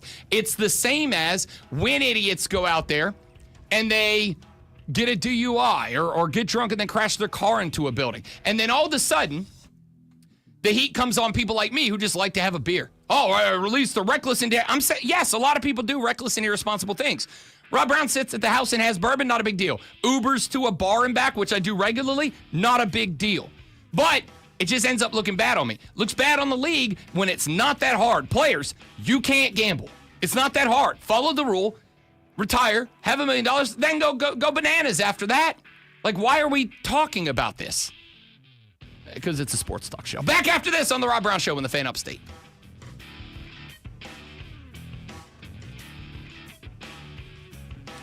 Seems to me that there have been more reports of gambling in sports since partnerships with sports books. And I could be wrong, but it's in the last 5 or 6 years since it's been okay to, talk about FanDuel or whatever, suddenly we're getting more reports of athletes getting caught. I don't disagree with when you. you're told this is acceptable, but you can't do it. We're going to talk about this, but you can't do it. It just it's putting temptation out there. And yes, you should be able to shun temptation, but not everyone can do that. You are, in this case, professionally obligated to do it, right? So aren't all of us in positions where temptation exists that we are professionally obligated not to give into that? So do you disagree with me that there have been more reports of people getting caught doing this? I do not. No, I think there are two I don't reasons think for it's coincidence, but you might. This is weird. I do and don't at the same time. I do agree that there are more reports, and I think there may be two reasons. One of them, absolutely the fact that sports gambling has become, I would say, over the past 3 years, a pop culture phenomenon, right? Like everybody's doing it. It is a pop culture phenomenon. It is everywhere. Every one of these major sports book has A-list celebrities advertising it. It's a pop culture phenomenon. And therefore, no matter who you are or where you are, it is some level of in your face a lot of the time. You cannot watch any game now with that. Hell, forget that. Every pregame show now has one of the hosts on the desk with my during the Stanley Cup. Paul Bissonnette, who I love. I think he's a great desk guy. He's hilarious. They did busy bets before, on the TNT pregame Well, show. NFL Network does it too. 100%. They have their Cynthia Breland or whatever her name is. Absolutely. Doing that sort of, it's. They have the NFL on Fox has is it Glazer doing it? Every one of them has one of their personalities who gives out, here's my pregame parlay today. But at the same time, they are not obligated not to participate because they don't have any control over it. Players are. There is temptation in there is professional temptation in every job that you do. That you have an obligation as a part of your responsibility of the job to not give into it. And if you are an athlete, it's not a secret.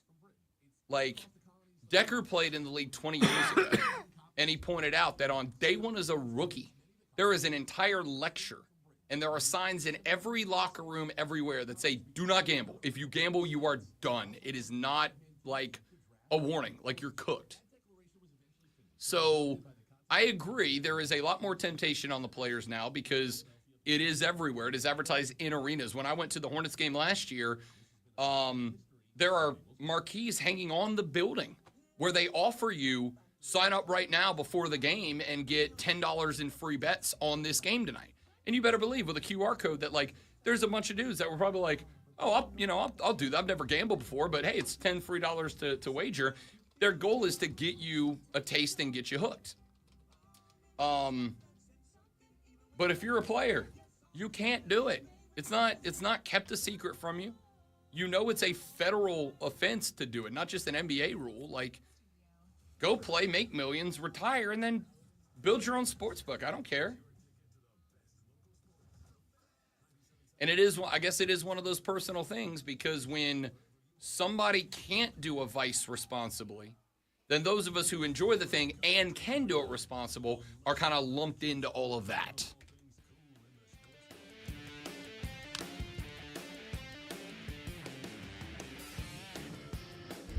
So we are rapidly approaching the point in the hashtag peak off season where I am going to ask the question that we ask of all of you every peak off season. And that question is, what is for you the realistic possibilities as to your team's football season? Set me a ceiling and set me a floor. What is a realistic best case outcome and what is a realistic worst case outcome for your football team? College or pro? Yes. I mean, I do it for everybody. Clemson, South Carolina, Furman, Wofford, Carolina Panthers, Atlanta Falcons, or whoever it is that you root for. Now, we're rapidly approaching that. Probably in the next week or two, we will do our full day, and I will give you plenty of warning so you can get your prep work. It is one of the days that I am going to ask you to be over-engaged with the show. I am talking, we are going to take long phone calls. I am going to ask you for long emails. I want the most in-depth analysis outside of the season that you are going to give on your team. I want you to go as deep into the topic as you want to go.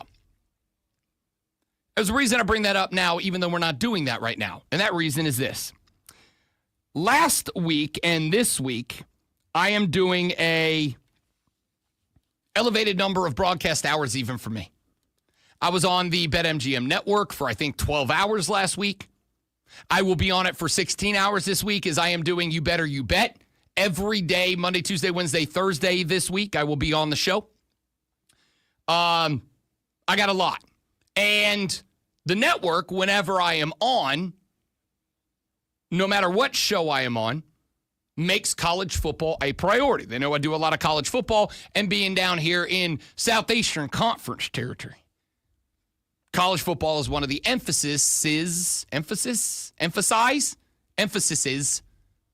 one of the major sticking points that other hosts on the network that maybe aren't as checked in on college football as we are asked me to jump on. So I've been doing a lot of college football talk over the past few days. Ryan Horvat on BetMGM tonight, Brad Evans on BetMGM tonight, Nick Costos. I've been hitting all the shows across the network. And over the weekend, I did 3 different radio stations local interviews this weekend. I did one in Pennsylvania. I did one in Oregon randomly with a guy that I met at ACC, not Oregon, California last year, with a guy that I met at ACC Media Days last year who kind of called me out of the blue. And I did one back in South Florida. And we talked a lot of ACC and SEC football. And the conversation that has been brought up, as I have usually been brought on to specifically discuss Clemson and South Carolina and to do kind of overall topics of the ACC and the SEC, has been what are the expectations? Well, I always ask whoever I'm on with to give me theirs. Hey, as somebody who is outside of the mix, because I think I do a pretty good job of taking the host cap on, or putting the host cap on and taking the fan cap off. But I like to get the thoughts, I like to get the opinions of people outside the market and see kind of where they line up and where they don't with people who don't care about or cover these teams on the daily. And what I have found is this. A large swath of people who are outside of our market, outside of our coverage area, and a large swath of people who maybe are outside of SEC and ACC territory. It feels like nationally, people are very high on both Clemson and South Carolina. Because I have asked most of them, if not all of them, what is somebody who's not in my market and is somebody who is not necessarily covering these two teams specifically within the college football landscape, what are your expectations? And I ask that as a setup for my answer because I like to hear them say, oh, I'm in or I'm out on Cade Klubnik. I have bought into this narrative that Clemson's wide receiver room is back. I like to hear how many people, and this has been a talking point I've had about Clemson for the past couple of weeks, how many people are as bought into the idea that I am that Clemson's going to be successful this year. And it will be because of Cade in the wide receiver room. But that won't be the primary reason. I think the primary reason that Clemson is going to be wildly successful this year is the defensive front seven. I am sold on what they have built across the defensive line and at the linebacker spot this year. And I think there has been so much focus on Cade Klubnik, so much focus on the fact that for the first time in a long time, it feels like Clemson has a really good wide receiver room that I think a lot of people have been put to sleep on the front seven defensively, which are going to be a set of monsters this year. And so far, in the people that I have spoken to and asked that question, very few of them, if any of them actually, have mentioned Clemson's front seven. But I have heard one thing, almost consensus, with like one exception of a guy who covers Florida State who had me on. And that consensus is Clemson is a serious, bona fide, legitimate national championship contender this year. Ryan Horvat, who I host with on BetMGM tonight on Fridays, so not be on this Friday, obviously, as it is 4th of July, but have been so far over the course of the summer time. Ryan Horvat has 3 bets out on teams to win the national championship right now. He has one on Lonzo's Buckeyes. He has one on the Texas Longhorns out of the SEC. And he has one on the Clemson Tigers. And he's very in. I believe he told me that the Clemson bet is his biggest money bet for a national champion. I said, why? He said, well, I think Texas might be a better team. But I also think Texas has the SEC gauntlet. And fortunately for Clemson, I think the ACC is going to stink this year. He said, I think there'll be some fun teams. I think Miami could be a fun team. I think Georgia Tech. Did he say that with a straight face? Well, I think he meant it as like more than usual.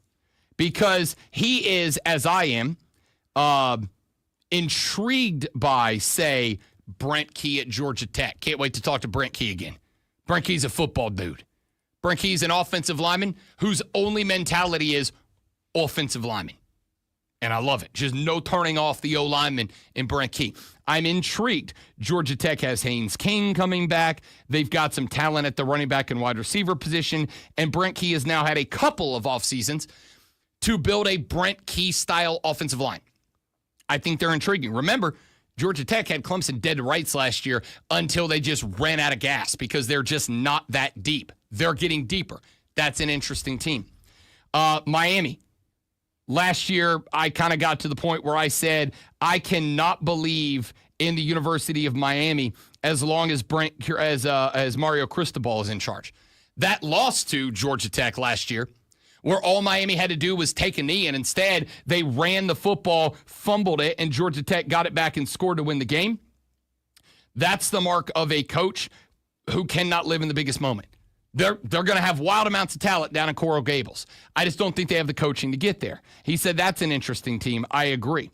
We both agree that whether it's successful or not, Mike Norvell down in Tallahassee is coaching for his life this year. If the Noles do, our benchmark is their over-under mark. Their over-under mark in Vegas right now is 7.5 wins. If they don't get to 8 this year, Mike Norvell doesn't get to year, 4 in Tallahassee? Like, he will be gone. Doesn't matter how much they have to pay him. It'll be like a Jimbo Fisher situation. They extended him after the 13-0 season that they did not make the playoffs. They would have to come off that extension number. That's a lot. All of these teams are going to be interesting to follow. None of them as good as Clemson, but what's that old saying? Clemson this year in the ACC is everybody else's Super Bowl. That's the team to knock off to show that you are trending upwards or that you believe you are a championship caliber contender or whatever. And because of that, Clemson's going to get everybody's best shot, which makes even the games that they are heavy favorites that much more interesting than they might be in any other year. Not that that is new, but it's probably especially true this year. So even with all of those factors out there, Ryan Horvat has Clemson as a legitimate national contender. Hence his favorite bet for the season out of the ACC. Brad Evans is in on Clemson. Nick Costos, I believe, is in on Clemson. The cat down in Tallahassee, whose show I did over the weekend, said even though he thinks Florida State will be better this year, that it is Clemson's conference and Clemson's playoff spot to lose. I agree with him. I told you I was on in Pennsylvania this weekend with a cat up just outside of Penn State. He said the reason he brought me on exclusively is because he ran the simulation, he ran the season, and he believes that there is a Penn State v. Clemson semifinal game on the books this year in the playoffs. All right, I'm not trying to rain on anything here because that's just not me. I'm all about sunshine. But how many years in a row has it been Clemson's conference to lose? Going out on a limb and saying it has been 1 year in a row. Going out on a limb and I'm talking about projections. Going out on a limb and saying Clemson is going to win the ACC. It's been that way for over a decade. It's when you talk about the ACC, Clemson's going to win the ACC. I mean, if you say somebody else, that would be surprising. I am not going to disagree with that, but they have been that good and they have deserved all that. It's not like they haven't. They have deserved the projections every year because they've been there, they've done that, and they still are the ACC, at least preseason every year for over a decade. I am not going to disagree with that at all. What I'm going to say is the conversation, this is just me, the conversation feels different this year. It does not feel like it is about, it's Clemson's conference to win. It feels more along the lines of Clemson's going to dog walk this conference and end the season undefeated conference champs and in those top 4 spots, right? That, like last year, it was like, they'll win this conference. Where are they going to be in the playoff bracket? This year, the bet feels like they're going to win it. The question mark is, are they going to be good enough to be the first overall seed? Maybe number 2, maybe number 3, certainly in the top 4, get that first round bye in the final year of the 12-team playoffs, yada, yada, yada. It, to me, feels like it has gone from, it's Clemson's conference to lose, and more, how hard do they whip everybody else, and are they 1, 2, 3, or 4 in the bracket, which is the more important outcome. It really comes down to, has Cade developed enough in this, his 3rd year? Has he developed enough to take this team back to where they were? And I don't know yet. We'll see. But it's not a surprise that Clemson is picked to do this stuff. They're picked to do it every year. And it should be, matter of fact. It should be, that's what we expect. As a Clemson fan, if you're a Clemson fan, you should expect that because that's what you get every single year. I am not surprised by any of this stuff because you hear it every year. Again, it is not about the fact that if they were saying this about Georgia Tech, that would be a surprise. If they were saying about any other team in the ACC, that would be a surprise. Saying about Clemson it's just another year. Again, it is not about the fact that they are being picked to win the ACC. That you are correct. That isn't shocking. I believe that has been the case quite literally every year since I've moved here in 2020. Unsurprising. I think the conversation for me is twofold. Number 1, it is about the fact that they are not being picked to win the conference. They are being picked like consensus to dominate it. And the question is more, if they beat LSU at the beginning of the year, in the opening week, that means 12-0. That means undefeated. Is that enough to get them into those top 4 spots? Is that enough to get them the first round bye? Does that matter? Yada, yada, yada. And number 2 is that is coming from people in outside markets that I've spoken with. It's coming from folks in D.C. It's coming from folks in Pennsylvania, in Miami, in Tallahassee that I have personally spoken to. Not trying to sound mean, dude, but they probably said the same thing last year. They probably said the same thing the year before. I can guarantee you. There's nothing wrong with being that front-running team and being good enough to get all these accolades every year before it starts and after it's over. There's nothing wrong with that, but it's not unusual. Again, this isn't about being picked to win the conference. This is about being picked to be a national champion coming into the year. Yeah. And I don't think that to me hasn't been the conversation the last 3, 4, 5 years running. If it hasn't, it's only been the last 2 years that it hasn't, because that's what Clemson fans expect. That's what the country expects Clemson to be in a national championship picture. They have been for a really long time. It's not surprising. This is a year that and I'm going to say coming into my 5th year of college football here in the upstate, I don't know that I have felt that everybody else has felt this way about Clemson, at least in the 5 years I've been here. I am put it this way, and then I'll shut the hell up. I am being called to be on radio shows around the country just because I'm here, just because I'm next door to Clemson, right? Getting calls from people I've never spoken to be on their shows elsewhere because, oh, that guy covers Clemson, and they're in the championship mix. All right, let's take a break. When we come back in the next hour of the show, got your audio blitz, some of the best audio we picked up over the weekend. Got John Blau coming up in about 40 minutes and more after Lonzo gives you this sports flash. Football ain't about feelings, Rob. Clemson wins the ACC almost every single year. The Atlanta Braves dropped 2 of 3 against Philly, including a 2-1 loss yesterday afternoon. Spencer Strider was hit with his 6th loss, despite giving up just 5 hits and 2 runs across 7 innings with 4 strikeouts. Atlanta's offense had 6 hits, including 2 from Matt Olson, but put just 1 runner in scoring position through the game. Atlanta struck out 11 times. NBA offseason moves are in full swing. Blazers big man DeAndre Ayton is becoming a free agent and is staying with the Clippers, agreeing to a 2-year, $81.5 million deal. LeBron James has exercised his $52.6 million player option with the Lakers for next season, confirming his 21st year in the league. Although I think Rob just said it's 23, actually. Caitlin Clark and Nafisa Collier are your WNBA All-Star Game captains as the top 2 vote gators in the league. That's pretty good.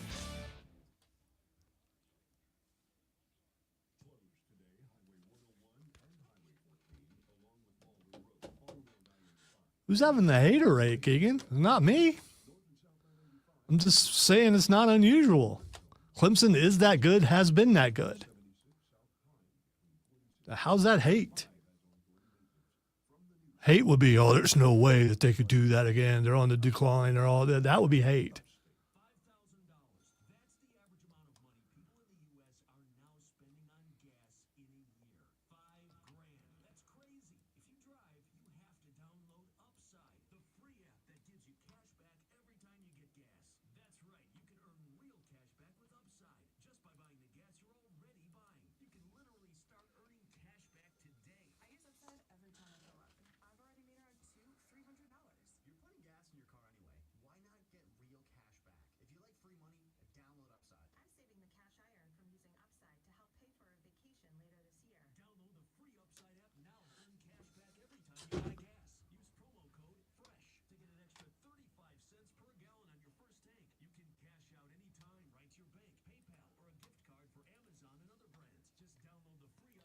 It's funny, and I was taught this a long time ago, because I'm supposedly a Clemson hater. Anything positive that I say about Clemson is taken the wrong way.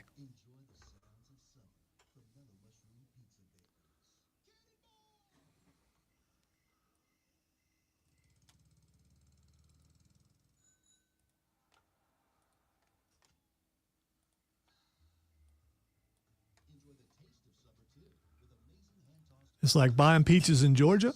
It's like buying boiling peanuts, also known as boiling peanuts, also known as boiling peanuts, on the side of almost every road in South Carolina. Clemson will win the ACC.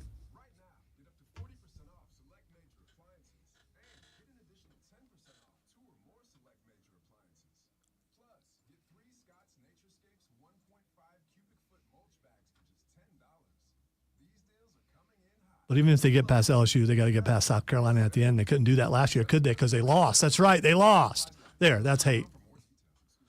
It's not really hate. It's facts.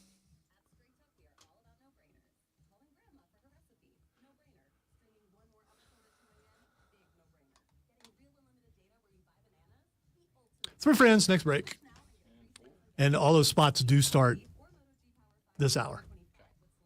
But it's like one in it's one in every break. I mean, you're not really going to notice it.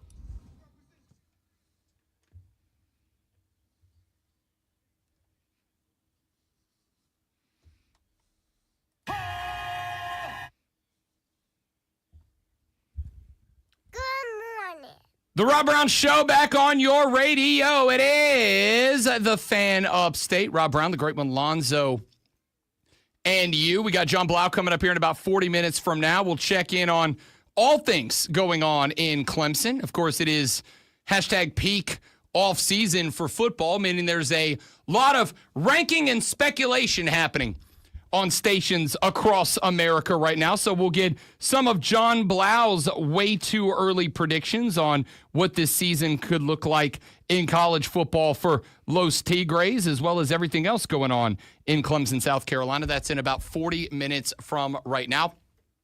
Also, a very interesting article about college football published in the Wall Street Journal over the weekend that I would like to get into. It's discussing the amount of money that is currently going into college football rosters right now, the growing amount of money going into college football rosters, and the belief by many that over the next couple of years, there might be a crash in the amount of money that is being placed into college football rosters, and a discussion on what happens to teams who have based their entire strategy on let's just get a bunch of money and utilize that money to assemble the best team that we can. What happens if that money dries up and those teams have put a lot of emphasis on getting that money? Will they be able to rebound if it does happen to go back to, hey, we got to recruit football players to play football, and we don't really have a lot else to lean on? I thought it was a very compelling read. I will bring it up with you coming up here in just a few minutes. But it is 8 a.m., which means it's time to get to the audio blitz. Some of the best audio we have picked up over the past however many days or hours since the last time we did this. In this case, 48. Let's get to it. This isn't necessarily new. This isn't new at all.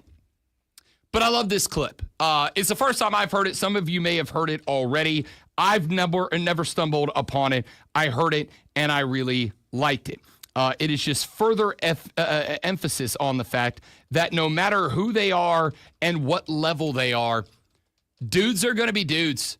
Bros are going to be bros. This is audio that I found on Instagram over the weekend of a sit-down collaborative interview done between Kobe Bryant and Tracy McGrady. So you have told a story about the two of you on a trip to Germany, where y'all played one-on-one supposedly in a gym, and according to you, you won. I did win. We didn't play one-on-one. We did play one-on-one. We wasn't keeping score. What we were doing... Who wasn't keeping score? We were working out individually, and then we were working on our stuff on the post. We wasn't keeping score. 11-3. What? 11-3. I don't remember that. I'm not going to pull a number out of thin air. I remember specifically. It's okay. No, it wasn't. It's all right, man. You had an off day. It's okay. It happens to the best of us, man. So it didn't happen to me that day. It wasn't 11-3, though. That lady said, I heard a story about the two of y'all playing one-on-one. T-Mac was like, we weren't playing one-on-one. We were working on our stuff. We weren't keeping score. And Kobe went, I was keeping score 11-3. Specifically remember that, 11-3. He's like, I didn't make that number up. I remember it. It was 11-3. T-Mac's like, whoa. We were working on the post move. No, we weren't. I was trying to beat you, dog. It was 11-3, and I did. It happens to everybody. Everybody has a bad day. But not me. Not that day. That is so good. That's the type of bleep talk that you get down with your boys when you don't let them forget something for a very long time. Kobe was like, you don't even remember, and I'm still not going to let you forget that moment. I love that. On top of all that, just Kobe being Kobe, man. Just Kobe being Kobe. Let's go to this one. Team USA flag football. Now, there is a major flag football event that is taking place here in a couple of weeks, the United States Flag Football Championship. I'm going to keep it a buck. I don't know anything about this event. I don't know the level of competition. I don't know if it's like these are the dudes that are working out for the team to be Team USA flag football next year. Yeah, it's a good chance to scout to see what the rules are and things like that. And I'm going to.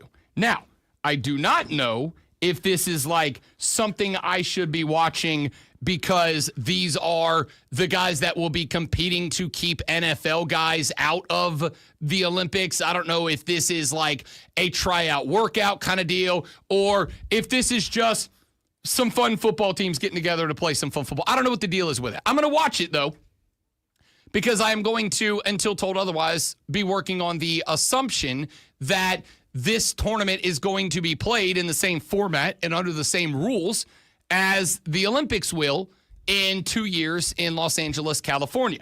So it'll be, I think, a good introduction to a sport that, granted, I don't need to know about for the next 2 years, but why the heck not get involved?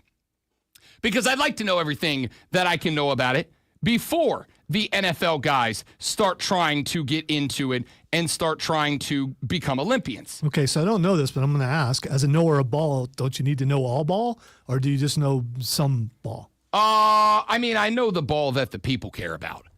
I mean, I know most ball. I know most ball. I know ball that people don't care about. But no, flag football's never really made it onto the radar, right?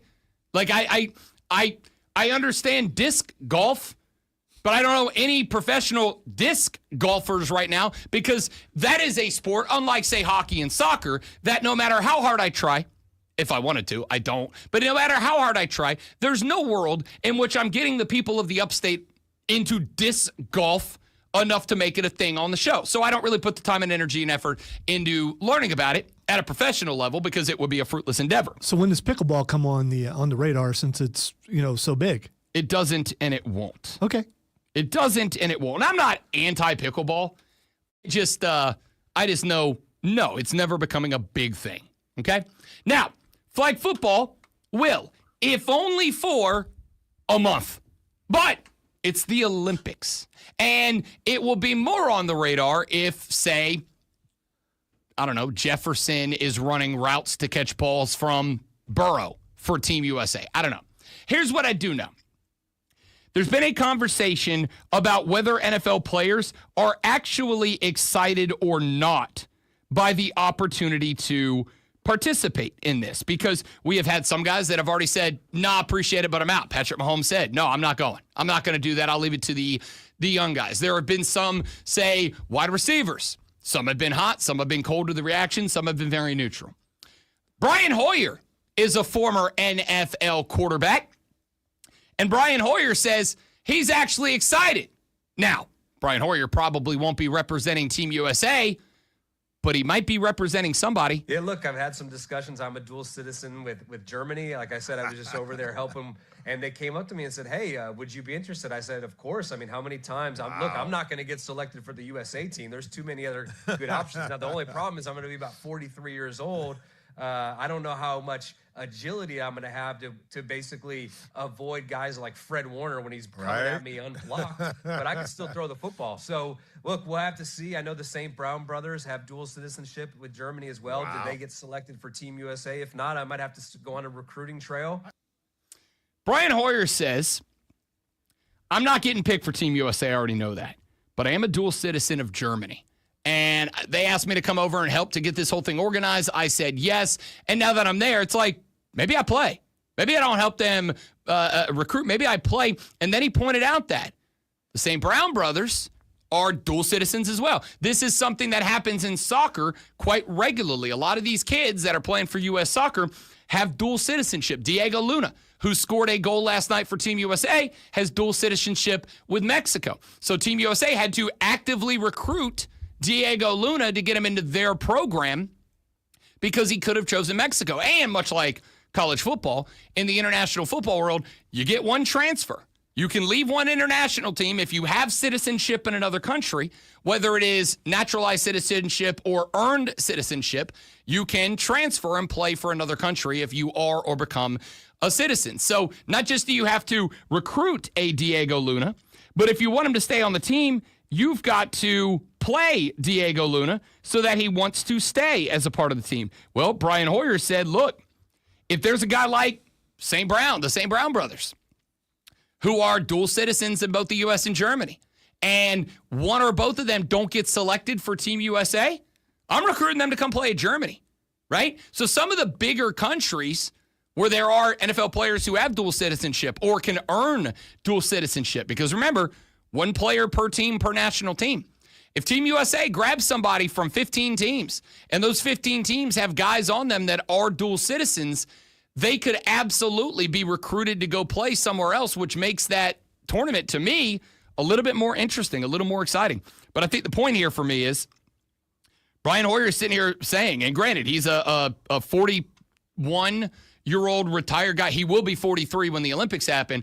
41-year-old dude right now that's saying, I'm pumped. Like, this is an opportunity to do something different and special. I'm in. I hope that the American players do the same thing. Yang Hansen is a recently drafted player out of China going to play his ball for the Portland Trail Blazers. He made his media appearance this weekend. And he learned or is learning English, wants to be able to communicate with the media there in Portland and across these great United States. So he was being asked questions and doing his best to respond to them in English. And I got to tell you, Yang Hansen became immediately one of my favorite NBA players before he's taken a court because of this. I'm interested in you as a person. What are some of your interests, and what do you think you'd be doing if you weren't playing basketball? Sometimes I sleep, all time sleep, and I like play PS5. Yeah, and I like eat. That's it. This is my favorite player. What do you like to do? You think the reporter got it? I hope so, because I did. I felt this man in my soul. But listen, I've tried to tell you all the time. Governments have problems with each other, not people. At the end of the day, we're just people trying to make it. All right? We're just people trying to make it. Governments have problems with each other. Big suits have problems with each other. The people don't. Here's a dude that comes from China, just got here, got into the league. Day one, question one. What do you like to do when you don't play basketball? I like to sleep. I like to play PS5. I like to eat. End, rinse, repeat. Yang? Me too, dog. Oh, see, I thought he said eat. No, he said I like to eat. You sure he didn't say he likes to eat? Yep, I listened to it multiple times, primarily because I love the answer so much. He said, I like to sleep, I like to play PS5, and I like to eat. Straight out of the gate. Right. First time. You can't convince me. I believe he said eat. I mean, you can believe whatever you want. I know. I literally listened to it. He said eat. I just listened to it too. Hilarious if he said yeet. Right. He did not say yeet. He said eat. And the only reason I'm going to stick to that is because I need it known that Yang's my dog.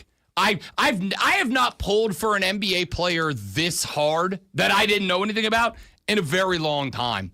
Like, I don't know, since TJ McConnell. Like, what a dude.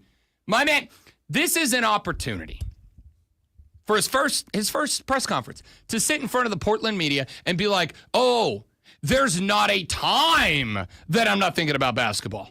If I'm awake, I'm thinking about basketball. If I'm awake, I'm in the gym, I'm working on my free throws, working on my post game, working on my spin, working on my rebound. There's no point I'm not thinking about basketball. But no, he answered that question honest as hell. He said, I sleep, I eat, I PS5 repeat. Would it mean the same if an American player said that? Let's say, I'm going to pick someone random. Let's say Kyler Murray says that. I mean, I think the difference is Kyler Murray had about 2 real bad years in the league. You say this when either A, you're a rook and it's your introductory. This is like when Keon Coleman last year made his way up to the thing and he's like, yo, ask me where I got my jacket. And I'm like, is this dude about to flex a $25,000 jacket on me? Because I'm not down with that. And he goes, J.C. Penney, I got it on sale. Buy your winter clothes in April, people. He was also the guy with his snacks, right? He was also the guy with the snacks. That's where you were going. Yeah, I mean, all of it. He just gave sound bites like that. And the reason I am Team Keon Coleman is because I like when these dudes keep it real. There's a dude that kept it real, and I respect the hell up out of that. I like that a lot. All right, let me get one or two in here real quick before we go to the break. SNY is the network that covers the New York baseball Metropolitans. They were doing a Mets game this weekend. PitchCom? Like the pitcher has the little thing in his ear, and the catcher has a little, speaking of PS5, like a little controller, and he punches buttons that say throw this pitch in this direction. No, so they're not using signs anymore? Nope, they use the PitchCom. I mean, seriously. I'm being serious. Okay, all the right. catcher has a little control pad about that big, and it's got buttons on it, and half of it is buttons for what pitch he wants the pitcher to throw, and the other half is where he wants to throw it. So he punches in 2 buttons, and in the ear of the pitcher, they got a little radio device. It's about that big, and it's got a speaker on it, and they tuck it in the brim of their cap. And it says to the pitcher, you'll see them put the glove over the ear like this sometimes. That's so they can hear it. It says fastball outside. I've wondered what that sounded like. I'm like, what's this device sounded like? I don't know how the hell it took this long, but finally, SNY told us. We've never heard what the PitchCom actually sounds like until now. Here you go. Four-seam fastball, curveball, slider, changeup, sweeper, cutter, sinker, in, away, up, down. So there you have it. That's PitchCom. Why does it have to be generic speak and spell voice? Why can't it be like Siri, where you can change, what accent you get? I still want my GPS to be Samuel L. Jackson. Turn left, mother. Four-seam fastball, you son of a. Like, give me that. I don't know. For some reason, that was like really anticlimactic to me. Yeah, because with all of modern technology, it's cool. I seriously didn't know that they did that. Yeah, but I expected a different voice. I don't know why. I don't know what I expected.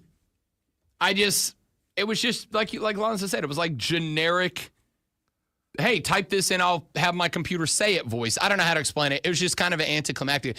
They do offer PitchCom, by the way, where it can also speak Spanish or Japanese as well. So I assume it's the same voice, but speaking Spanish. But yeah, there you go. That's what pitchers on the bump are hearing. By the way, they have these in college now too. Wouldn't you think? In fact, in the Coastal Carolina LSU Game 2 of the College World Series, there was an issue because Coastal's pitcher, they don't know if it was a wiring issue or if literally the batteries in his device died, but his device, his speaker device died on him, and Coastal had to go back to using traditional signals. Wouldn't you think that you'd want a different voice for each team?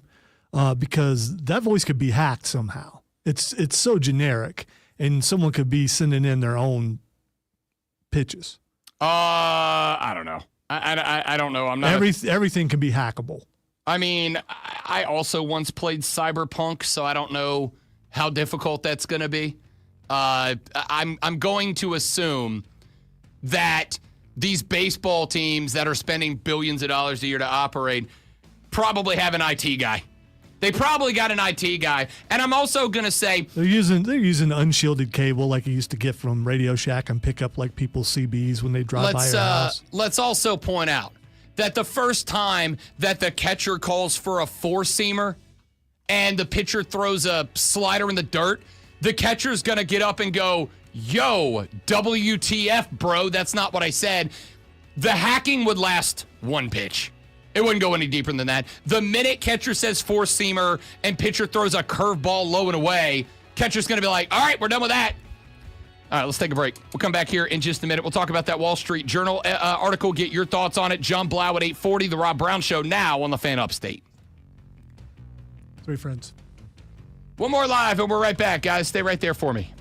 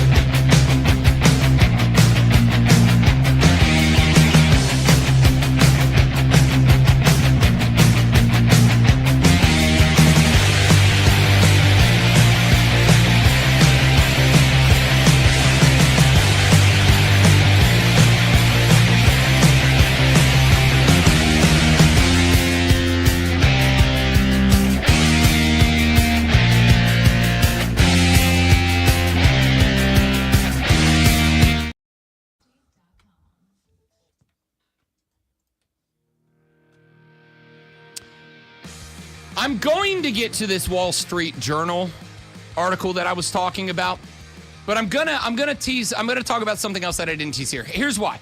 It's in the same realm. It's in the same discussion. And we're going to talk about this a little bit here, set it up.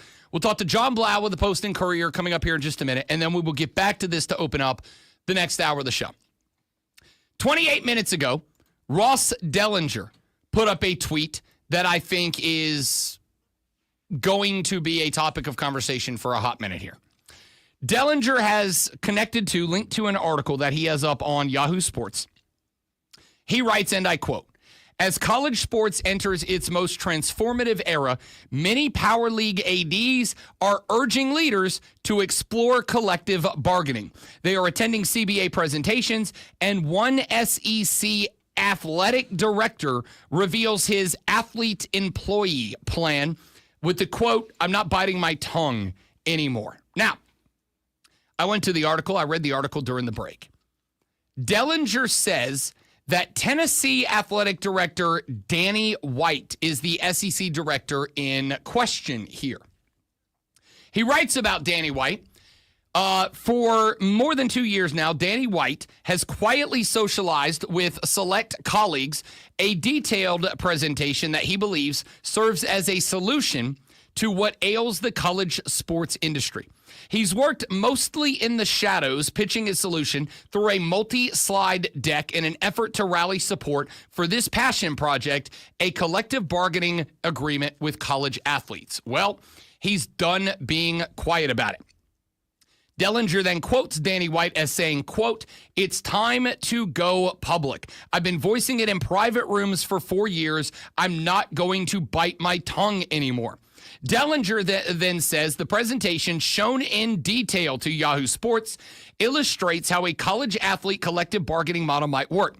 The fact that this concept derives from the leader of an SEC athletic department and one of the country's most valuable brands makes it all the more relevant. The package features multiple flowcharts, a detailed explanation of the concepts, and a stunning change that may make university leaders squirm. It refers to players not as student athletes, but as employee athletes. In White's model, college athletes would, in fact, not be employees of their schools. The structure calls for the creation of a national employment organization that partners with a players' association, perhaps one already formed in the professional leagues, to create a, quote, modernized and improved ecosystem, end quote, for football and men's basketball players. White describes, and one still tethered to higher education via requirements in a bargained agreement. White told Yahoo Sports, quote, "Collective bargaining and employment status should not be seen as negative terms. I think there's a lot of people who think the same way I do. We can go through another 3 or 5 or 10 years of a difficult environment, or we can accept the reality and fix it right now," end quote. So I will start with the statement that makes it all about me. Told you. You let it go so far that you have created a world where the only solution is collective bargaining. There's no other solution. And as we talked about when we had our panel of NIL guests on a couple of weeks ago, and we were interviewing those who are heavily involved in the legal world and have legal opinions on all of this, the problem that was created by the fact that when revenue sharing came to the forefront, and there were no rules about the NIL world, and then you tried to establish rules, my take from the beginning has been, if you create a world where there are no rules, and you allow people to live in that world, and then later you come back around and you try to install rules, the people that have figured out how to thrive in the environment where there are no rules are going to challenge not the rules that you are trying to install. They are going to challenge your authority to install them. And they are going to challenge your authority to install them in a world of litigation. They are going to challenge your authority to install the rules under the laws of whatever is the most opportune court to fight those rules, whether it is in a local court, a state court, or in a federal court. They are going to fight you. And the way the system is set up and designed, they're likely going to win more often than they don't. So you've created a world by starting this whole thing off with no rules and circling back around later with rules. You've created a world where the athletes, their parents, and most importantly of all, agents are going to say, you can't do that. The United States Code of Federal Law or the state of fill in the blank here law or the local municipality law says you can't do that because X. You have to install all of your rules, and then you have to make athletes try to knock them down one by one.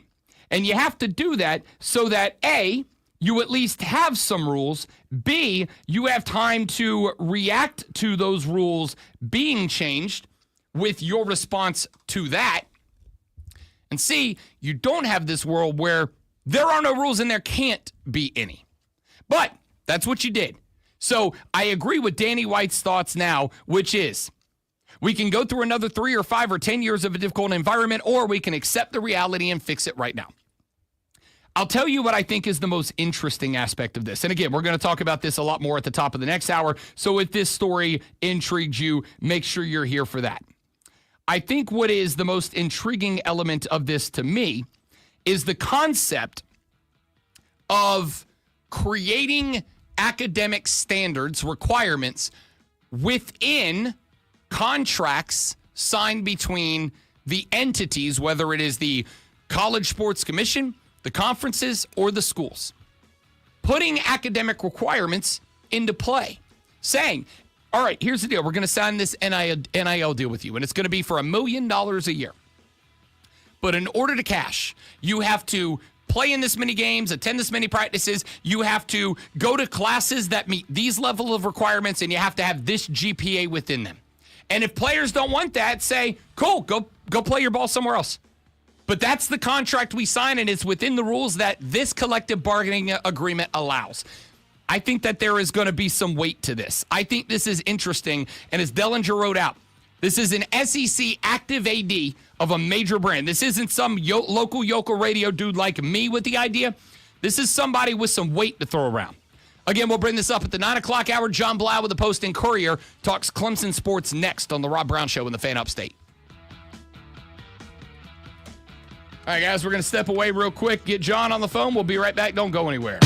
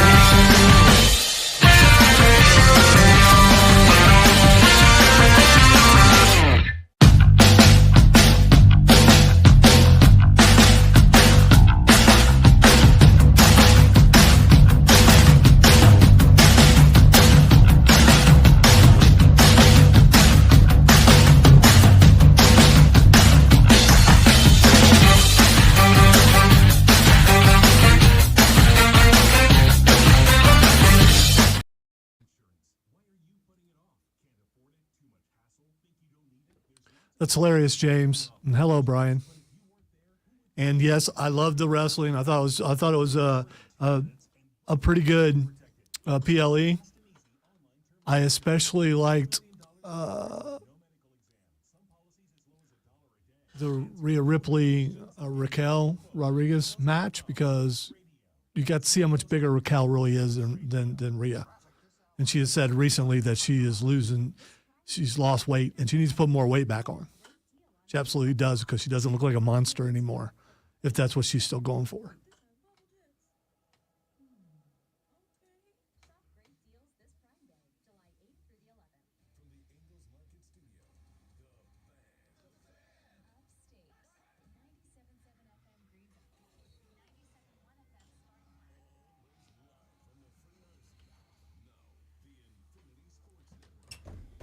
I can't get to it in time. Oh, well.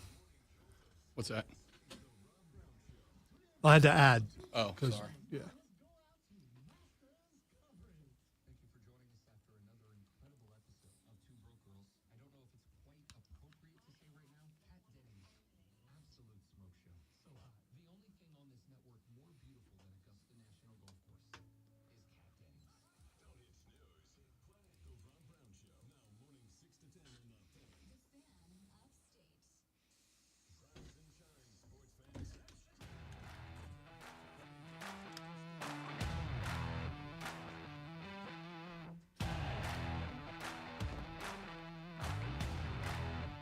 The Rob Brown Show back on your radio. It is the Fan Upstate. It is also Monday morning. It is also 8:40 a.m. And at Monday mornings, 8:40 a.m., we head on down the road and welcome into the radio program a young man kind enough to donate his time on Mondays at 8:40 a.m. to talk Clemson Tiger athletics. He is from the Post and Courier. He is John Blau joining us here on the show. John, what's up, big fella? How we doing? I'm good. How are you, Rob? Doing exceptionally well. Thank you very much. I appreciate it, my man. Let's dive right in, John. It is what we call here on the show #peak off season. We are in the doldrums of football. We got guys that are home. We're going to have camp starting up here soon, but we got a little period between here and ACC Media Days where most things, with a couple of recruiting story exceptions, etc., are kind of down. So it's a lot of speculation right now. John, I'm on a lot of different radio shows and doing interviews and hosting shows on our network, etc., etc. And one thing that I've noticed, Clemson's getting a lot of attention as a national championship, not just contender, but front runner this year. I've got guys on my gambling network that are putting tickets on them to win a natty. I've got folks calling me from other football teams' markets to talk about Clemson and the threat that they might pose, et cetera, et cetera. In your opinion, A, is that valid? And if I asked you for the one or two reasons that you would say Clemson can be a championship frontrunner this year, the points of emphasis that you would hammer on for that, what would they be? Yeah, I mean, it being valid, you have on offense pretty much everybody coming back other than a young running back room. So obviously, veteran quarterback Tate Klubnik, you have two rising sophomore receivers in Wesco and Moore who have proven they're good, another year of maturity, Antonio Williams, and offensive line all back. And then on the defensive side, you're banking on talent and a new defensive coordinator in Tom Allen. So obviously that defense was not up to par at all last year. But if you think that Tom Allen is one of those transformative type leaders, a former head coach at IU, was coaching the defense for Penn State last year, who was, went deep into the CFP. Those are the 2 points of emphasis. Just obviously experience on offense with a great old senior quarterback, and a defense that has a lot of talent. Peter Woods, C.J. Parker, Avion Terrell, a bunch of guys who everybody thinks can get drafted, plus defensive coordinator you think can lead them. But obviously, again, we need to see the change from that defense, and we obviously need to see all those guys coming back on offense continue to take steps forward. Those are all talking points that I have hit, John Blau, so I'm glad to hear that. The one that I have leaned on, though, is what you talked about on the defensive side of the ball. I think you are looking at a front seven with some names that are NFL quality, and then Tom Allen coming in to be the DC. What has your experience with him been? What has he said? What has he done that has inspired confidence in his ability to step in and take a defense that last year felt like it had all the talent, but never really just got to where it was meeting expectations, and turn that on its head to be the reason that this team is being discussed as a potential first-round bye caliber team? Yeah, I mean, Tom Allen, coincidentally, is a guy I covered back when I was in Bloomington, Indiana, covering IU. And, he's a very aggressive, emotional, passionate guy. And if you looked at Clemson's defense last year, I mean, the one huge gaping hole was they did not have a defensive end opposite of TJ Parker, and they could not hold an edge versus the run game. But also, they just didn't really have an aggressiveness. They weren't attacking in the ways you were used to seeing a Brent Venables Clemson defense attack. Tom Allen's going to get them coming upfield, attacking, zero blitz, bring everybody, bring the fight to you type of personality. And again, mentioning the TJ Parker, the Peter Woods, obviously you get a Will Helt that's now opposite of TJ Parker, the Purdue transfer. You have the bodies, and you hope to have the mentality, of an attacking style of defense. And so we saw it obviously during the spring, Tom Allen just emphasizing, something that seems very simple but very, important, which is effort. He watched practice tape of Clemson from last year and West Goodwin's last year, and he saw just too much loafing and just people not giving full effort, and then that translating obviously to the game. They had, at the end of practice periods during the spring, up downs for every single loaf that they noticed from practice the day before. They had those cut down from maybe like 60 loafs combined on the defense the first day of practice to something like 15 or 10 or something like that by the end of spring. So he definitely brings a different mentality, different kind of obviously scheme, but then just passion and kind of way of thinking and attacking the day that they hope can get the most out of those talented guys on defense. I am really glad that loafs aren't a stat that anybody keeps track of me for, John Blau, because I'd be doing up downs until I died. John Blau with the Post and Courier joining us here on the Rob Brown Show and the Fan Upstate. Over on the other side of the ball, the big conversation, John, is it feels like Clemson has potential to be back to wide receiver U. For a number of years, if you wanted wide receivers in the NFL, you got them up out of Clemson. Kind of felt like that tanked off a little bit. But the conversation is about, as you mentioned, Antonio Williams, Bryant Westco, et cetera. What did we see in the early portion of this offseason? I know we're way away from camp. I know we have seen way more reps in shells and hats than we've seen in full gear. But is there evidence of that growth, that maturity? Have we seen anybody in the wide receiver room that has stepped up in terms of either they just look like they've grown up or have become a leader in that locker room that the team can lean on? Just talk to me a little bit about the development we have seen out of that group that feels so important to the aspirations of this team this year.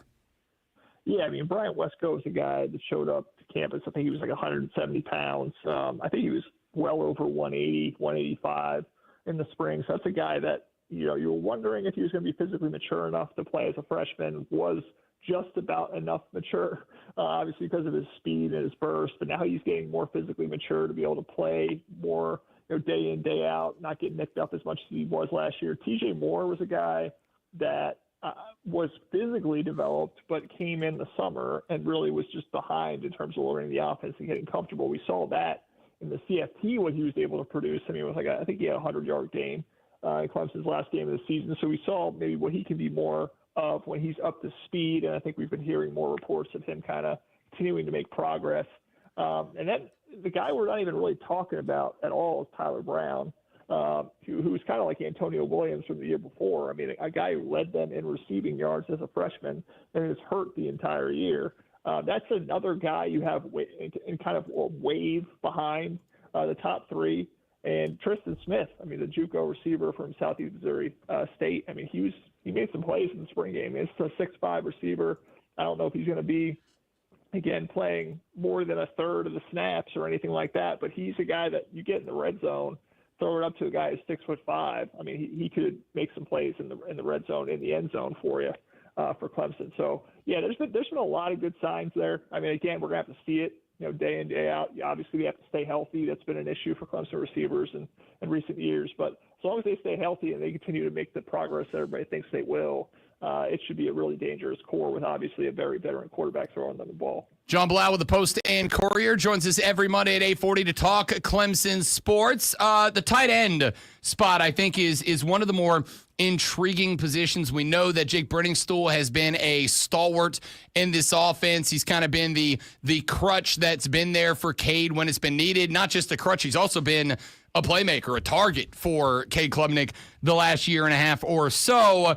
But where do we go now? Is there anybody as important as Brenningstool was, as developed as the tight end spot was in this Riley offense the last couple of years? Is there anybody that is capable of, has anybody started to step into that role to be the next that guy? Yeah, I mean, the next guy up obviously is Olsen Pat Henry, who's going to be I think he's going to be a junior this year. He made huge advances as a blocker, which allowed him and Brenningstool to be kind of the two guys when they went to those two tight end sets. But the guy I'm really interested in is a rising redshirt freshman, which is Christian Betancourt.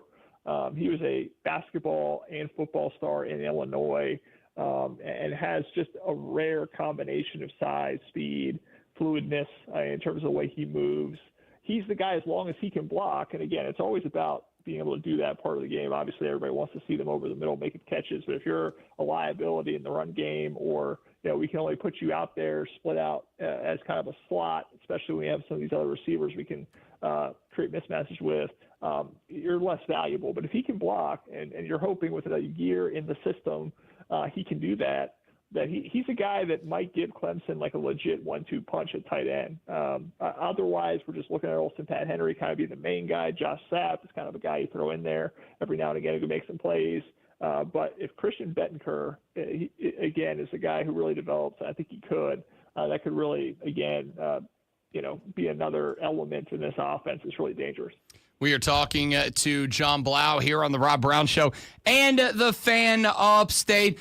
You've mentioned a couple of times, John, and I think appropriate to do so, this offensive line and the fact that you got most everybody back. It's a year of experience and maturation for a team that went to the college football playoff last year. Talk to me about that unit as a whole this year. What do you think they're able to carry over from last year into this year that is going to make them special, unique, important, whatever adjective you want to go with here? Yeah, let me take a step back first. I also didn't even mention Ian Shefflin, the basketball player. He's going to be playing tight end too, so yeah, got that as well. But the offensive line, I mean, this has the potential to be the best offensive line Clemson's had in 5 or 6 years. I mean, Blake Miller is now a 4-year starter at right tackle. This is the guy who has a legit chance to be a first, second-round pick in next year's draft if he continues to elevate his game. I mean, just obviously you have him and then Tristan Lee on the other side, who's now going to be a 3rd-year starter, a guy who was a little slow early in his career getting going, but this is a former 5-star prospect who has great athleticism and obviously can protect that blind side for Klubnik. And so you have those two pillars right there. I mean, that's huge. And then Brian Linthicum now has a year as a starting center under his belt, and honestly was really, really good for a guy who had very little snaps at Clemson as a redshirt junior. So now you have a redshirt senior in there who's kind of running traffic. And plenty of options at guard, whether it's Walker Parks, who's had some injury issues, whether it's Elijah Thurman, whether you have Harris Sewell. There's a lot of guys you can run in there at guard, Colin Sadler as well. They have a lot of depth that if you lose 1 or 2 guys, you're not going to be totally screwed. It's kind of the hope if you're Clemson. So, again, just bringing back 4 out of 5 starters and a bunch of guys who have started games. Matt Luke being the coach with it. I guess this is now going to be his second full season as the offensive line coach. I mean, that's going to hopefully pay dividends. And obviously, if Cade Klubnik has all the time in the world to sit back there to hit those receivers and obviously open up some holes for those young running backs, this Clemson offense could be really hard to stop. John Blau from the Post and Courier joins us every Monday morning at 8:40 a.m. to talk Clemson ball. John, last one, and then we'll cut you loose.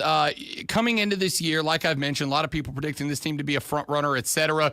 That LSU game at the beginning of the year, to me, might be the game that is the biggest difference between potentially being 10-2, 11-1, or 12-0. Obviously, with South Carolina kind of feeling themselves down there in Columbia as well. If I asked you what you think the realistic ceiling And worst possible outcome for this team is, I know it's only June. I know we're still 70 whatever days away. But if I ask you today, based on what we've seen so far, for the realistic ceiling and floor of this team, what would that be? Yeah, I hate to say undefeated because that's just so.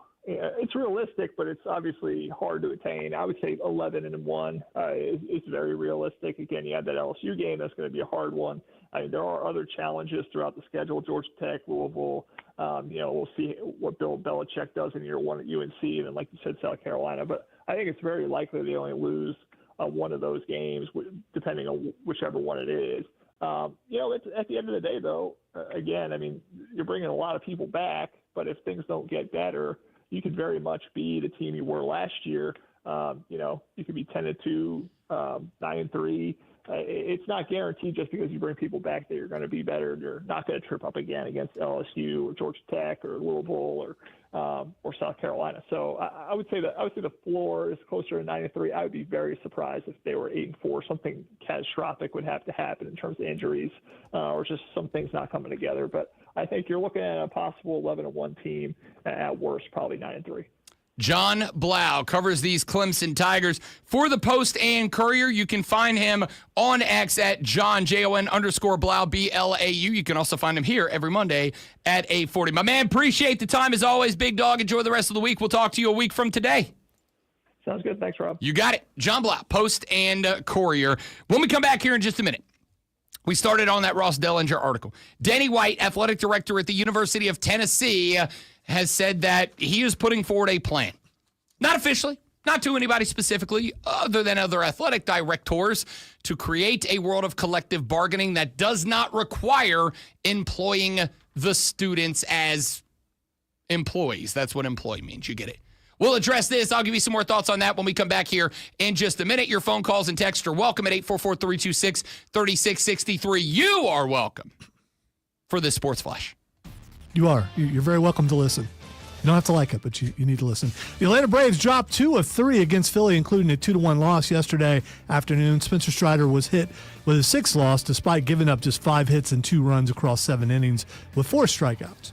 Atlanta's offense had 6 hits, including 2 from Matt Olson, but put just one runner in scoring position through the game. Atlanta struck out 11 times. NBA offseason moves are in full swing. Blazers big man DeAndre Ayton is becoming a free agent after finalizing a contract buyout. James Harden is staying with the Clippers, agreeing to a 2-year, $81.5 million deal. LeBron James has exercised his $52.6 million player option with the Lakers for next season. And Charlotte has added guard Colin Sexton. Caitlin Clark and Fiji Collier are your WNBA All-Star captains as the 2 top vote getters in the league. Clark received 1.3 million votes, with Collier getting just under 1.2.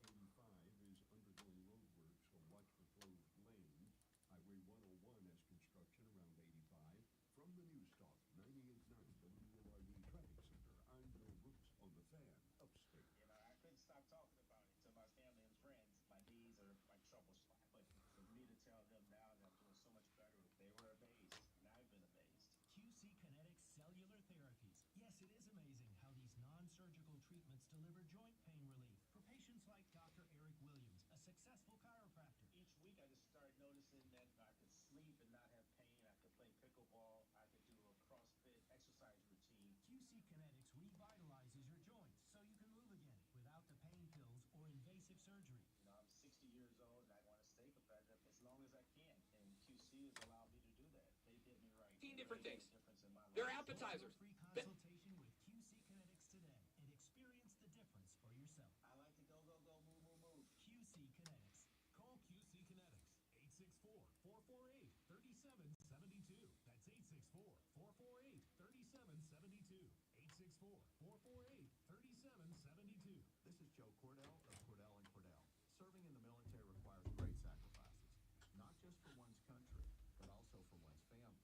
Not surprisingly, divorce for soldiers is especially difficult, and it raises a number of challenges that are peculiar to military divorce.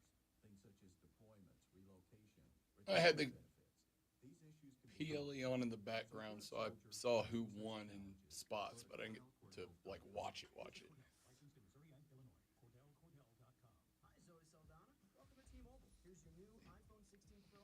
The table thing though was it didn't make any sense. I don't know why they did that, and I'm not sure that that's what they were supposed to do. But you know,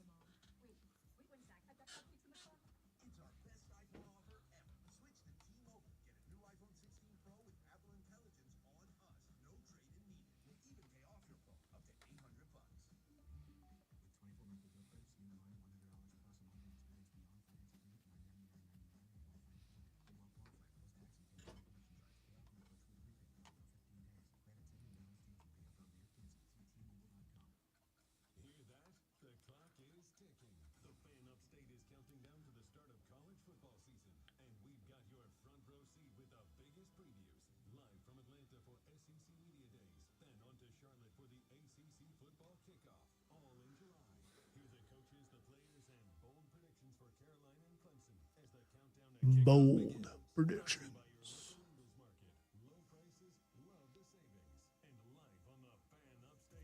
Dun, dun, dun, dun, dun, dun, dun, dun.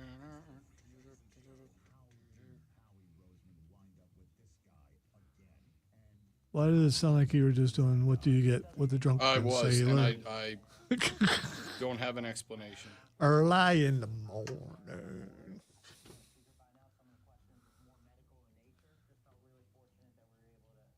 I guess the music is similar to what was playing. I think so.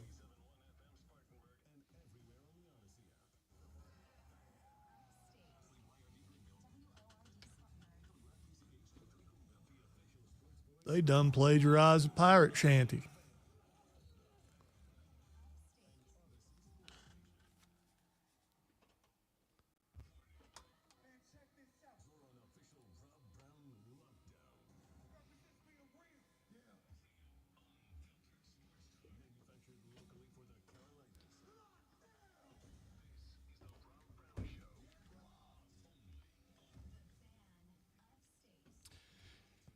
This is a story that if it was brought forward by, like, I don't know, me, wouldn't go anywhere. But there are some ideas that when brought forward by someone in a position of authority, impact, whatever, it becomes weighted. It becomes something that is going to pick up steam. I would say, as much as both me and Terrell Owens love me some me, that this is a concept that I had both considered and not considered at the same time. When the name, image, and likeness rules, or as many of you feel, lack thereof, made their debut a few years back, I started hearing the phrase, it's like the wild, wild west out here. And while I think that some of you were being a wee bit dramatic, I also didn't disagree with you either. Because the premise of that is that the Wild Wild West has no rules. And the NIL structure, as it was debuted, had no rules. I presented a issue, I thought, at the time, which was, if you do not institute rules and make players, agents, parents, attorneys, whatever, fight those rules at the time, then they are going to do anything and everything, including many things that no one ever thought of. And to try to take something away from someone, that is way more difficult than it is trying to prevent them from doing it in the first place. My concern at the beginning of all of this was if you do not institute rigid rules about what is and is not acceptable within your organization now, you are going to have players doing things you never dreamed of them having the opportunity to do. And if you allow them to do the thing and do not have an argument even, hey, maybe that is not specifically against any rule, but we do have the spirit of this rule and you knew what we meant, so we at least can fight you. Versus circling back around when a player does a thing and going, hey, you can't do that. And having a player saying, yeah, I can. You didn't say I couldn't. And then you have no ground to stand on to prove that you at least had the intent to prevent it from happening, if not the specific rule. It is easier to enact rules and have players challenge rules, rule by rule, than it is to have no rules and prop up rules that prevent people from doing what they are already doing. Danny White is the athletic director at the University of Tennessee. And Danny White has brought something forward that during that entire conversation, I felt like a parrot because I kept repeating. You have created a world that there is only one route out of, and that is collective bargaining. You are going to have to find a way to allow players to unionize, to represent all players, and to negotiate on behalf of those players. And there is basically one way to happen to allow that to happen.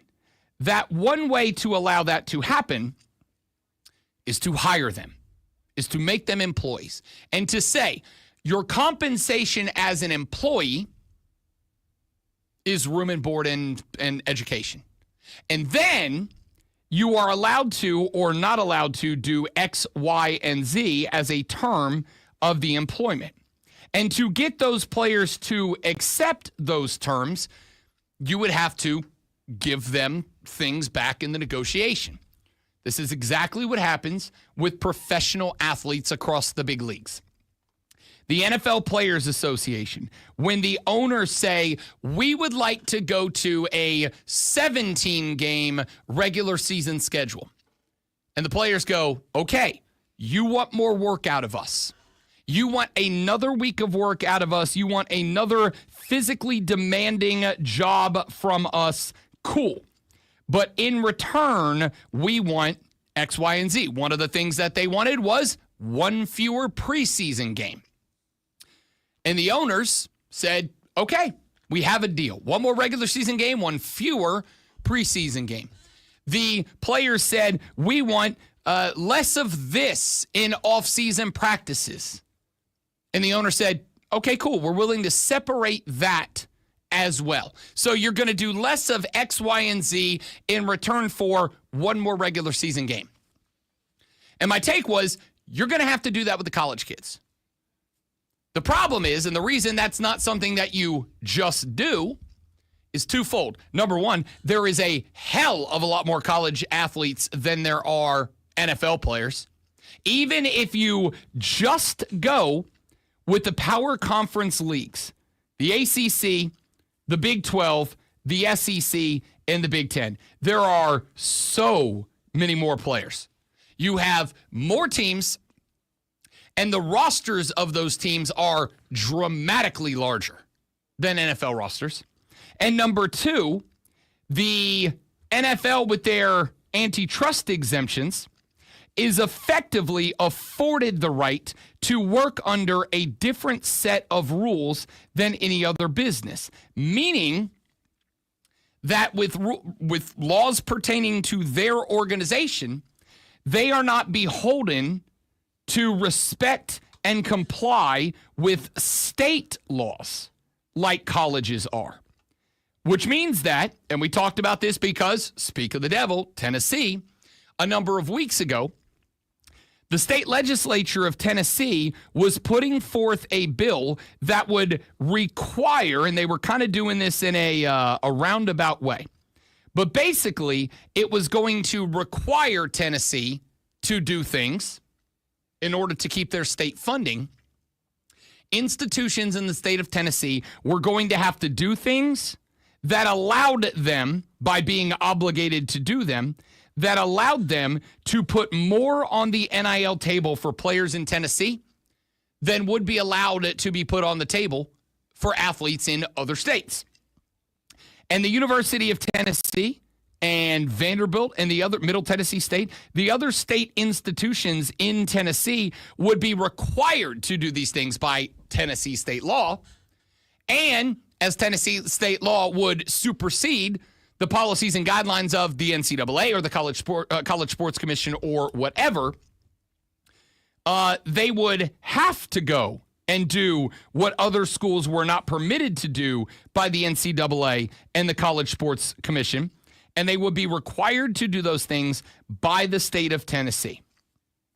And if that happened in Tennessee and that was signed off on and approved by the state, you'd better bet your Rudy Patootie candy ass that other states would follow suit and start filing the exact same laws, or laws that go even further than that. And basically, it creates a rule that says, by law, there are no rules. By law, because whatever you, Tennessee, say, we here in Kentucky are going to go one step further. It's kind of like when NFL quarterbacks get new contracts. Like, these teams take advantage of every single wording loophole that the NFL has regarding salary cap in order to make sure that the next quarterback is the highest paid quarterback. And guess what? The next year, the next quarterback is going to be, it's that. States would just keep one-upping each other in terms of what they demand that their state institutions do. So my take the whole time was, if you want there to be a level playing field across the board, you are going to have a collective bargaining agreement of sorts somehow, which means that, and this is where my thought is countered by Danny White's plan. My thought was, you're going to have every school employ players. You're going to have to allow the players to create a union, the membership of which would be determined by the union, and then they would come to the table and collectively bargain on behalf of all athletes. Danny White's plan says, prop up an organization that is allowed to bargain on behalf of the athletes that does not require employment as a regulation for membership by players. Somehow create an entity, and I don't know how this works. And Dellinger tweeted this article out at 7:54 a.m. So I've had an hour and 15 minutes to stew on it. I haven't come up with anything. Not saying I can't, I won't, whatever. I just haven't had the time because I've been doing the show. But Danny White says, create an employment opportunity without employment. Create effectively, union for college football, and men's basketball players, of which employment is not a requirement for membership, that would advertise on behalf of the football and basketball players. And if they are able to get it there, then you have your collective bargaining. You do not have to employ athletes. You do not have to put them under any sort of employment contract. But again, my whole thought would be, come up with a way. And you want to know why this can't work. We've said before, a lot of people have said, well, just write up a contract. And write up a contract that says you are an employee of the school. And as an employee of the school, we're going to provide X, Y, and Z. And under that contract, you are going to be afforded this level of compensation and retain the rights to your name, image, and likeness to go make what you can make elsewhere. The issue is, because there is no at-large set of rules and regulations, if we start doing that, And this is why I've said I assume that at some point the revenue share cap is going to be challenged. If you do that, and Ohio State says, all right, we're going to sign you to a contract, and that contract says that you are entitled to X thousands of dollars from our revenue share, and in addition to that compensation, you're going to get school room and board. And also, you retain the rights to your NIL so you can go out there, but you can't advertise whatever, alcohol, tobacco, and strippers. You can't advertise those things. If you're good with that, sign here, and we will move on. It's amazing. Those things don't normally go together. Sorry, right? what I should have said is alcohol, tobacco, and tattoos. There we go. Yeah, my bad. That's a Buckeye thing. The issue is, if you allow that, how long is it before a school says you are entitled in compensation to receive school, room, board, and as you are an employee, $50 an hour in terms of compensation. And then another school goes, cool. All those things plus $75 an hour. And then another school says, cool, okay, cool. All those things plus $100 an hour. And we're just right back to where we were. In order for that to go away, you are going to have to end up with some sort of agreement where players at large, as approved by a membership board, which is comprised of players and their representatives, to agree to a set of rules that you can then place across all schools. There's your collective bargaining. So that's what Danny White is saying here. And according to Dellinger, a number of athletics leaders, I'm using his words here, quote, more than 36 college athletics leaders, many of them sitting power conference athletic directors, say they support some sort of collective bargaining with athletes. A few like White are beginning to now speak publicly. Baylor AD Mac Rhodes told Yahoo Sports, quote, whether you call it collective bargaining or some sort of negotiating process, I think it is needed. Damon Evans, SMU athletic director, said, quote, it's worth exploring. There is concern over unionizing, and I understand that, but where we are right now, I don't think this is the last iteration of the process, end quote. So Danny White, the UTAD, has put forward an idea to create some sort of collective bargaining entity, which represents the players and their representatives on their end, but does not require employment with the school as a requirement to join. I think that's interesting because I do think in order for that to work, and again, I've had an hour and a half of the knowledge of this, and I've been hosting a show during that same time. So I'm spitballing here. Welcome to radio.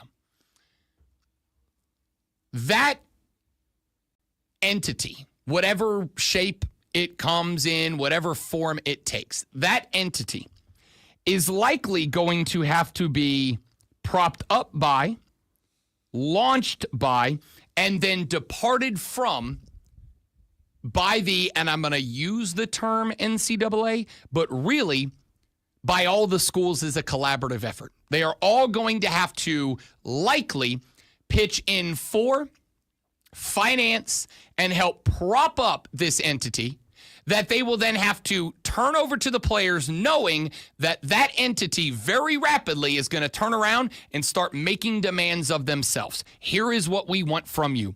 In order to agree to a wide sweeping set of rules that is going to impact every college football player at every school, at every level, we are going to make demands of you X, Y, and Z. And you are going to have to acquiesce to our request or we will not agree to your rules. And if we don't agree to your rules, nothing changes from the last 4 years. We keep making money. We keep making your life difficult, and there's nothing you can do about it. I am genuinely interested in how this is going to work. Now, I told you about another article that popped up over the weekend from the Wall Street Journal, as a matter of fact, that says that they expect, the Wall Street Journal is forecasting that in the very near future, we could end up seeing a number of schools that are paying like millions of dollars to have a super strong roster? We could see those numbers start to collapse. What happens to college football if that turns out to be true? We'll address that when we come back. Rob Brown, the Great One, Lonzo, and you. The Rob Brown Show's on your radio. It is the Fan Upstate.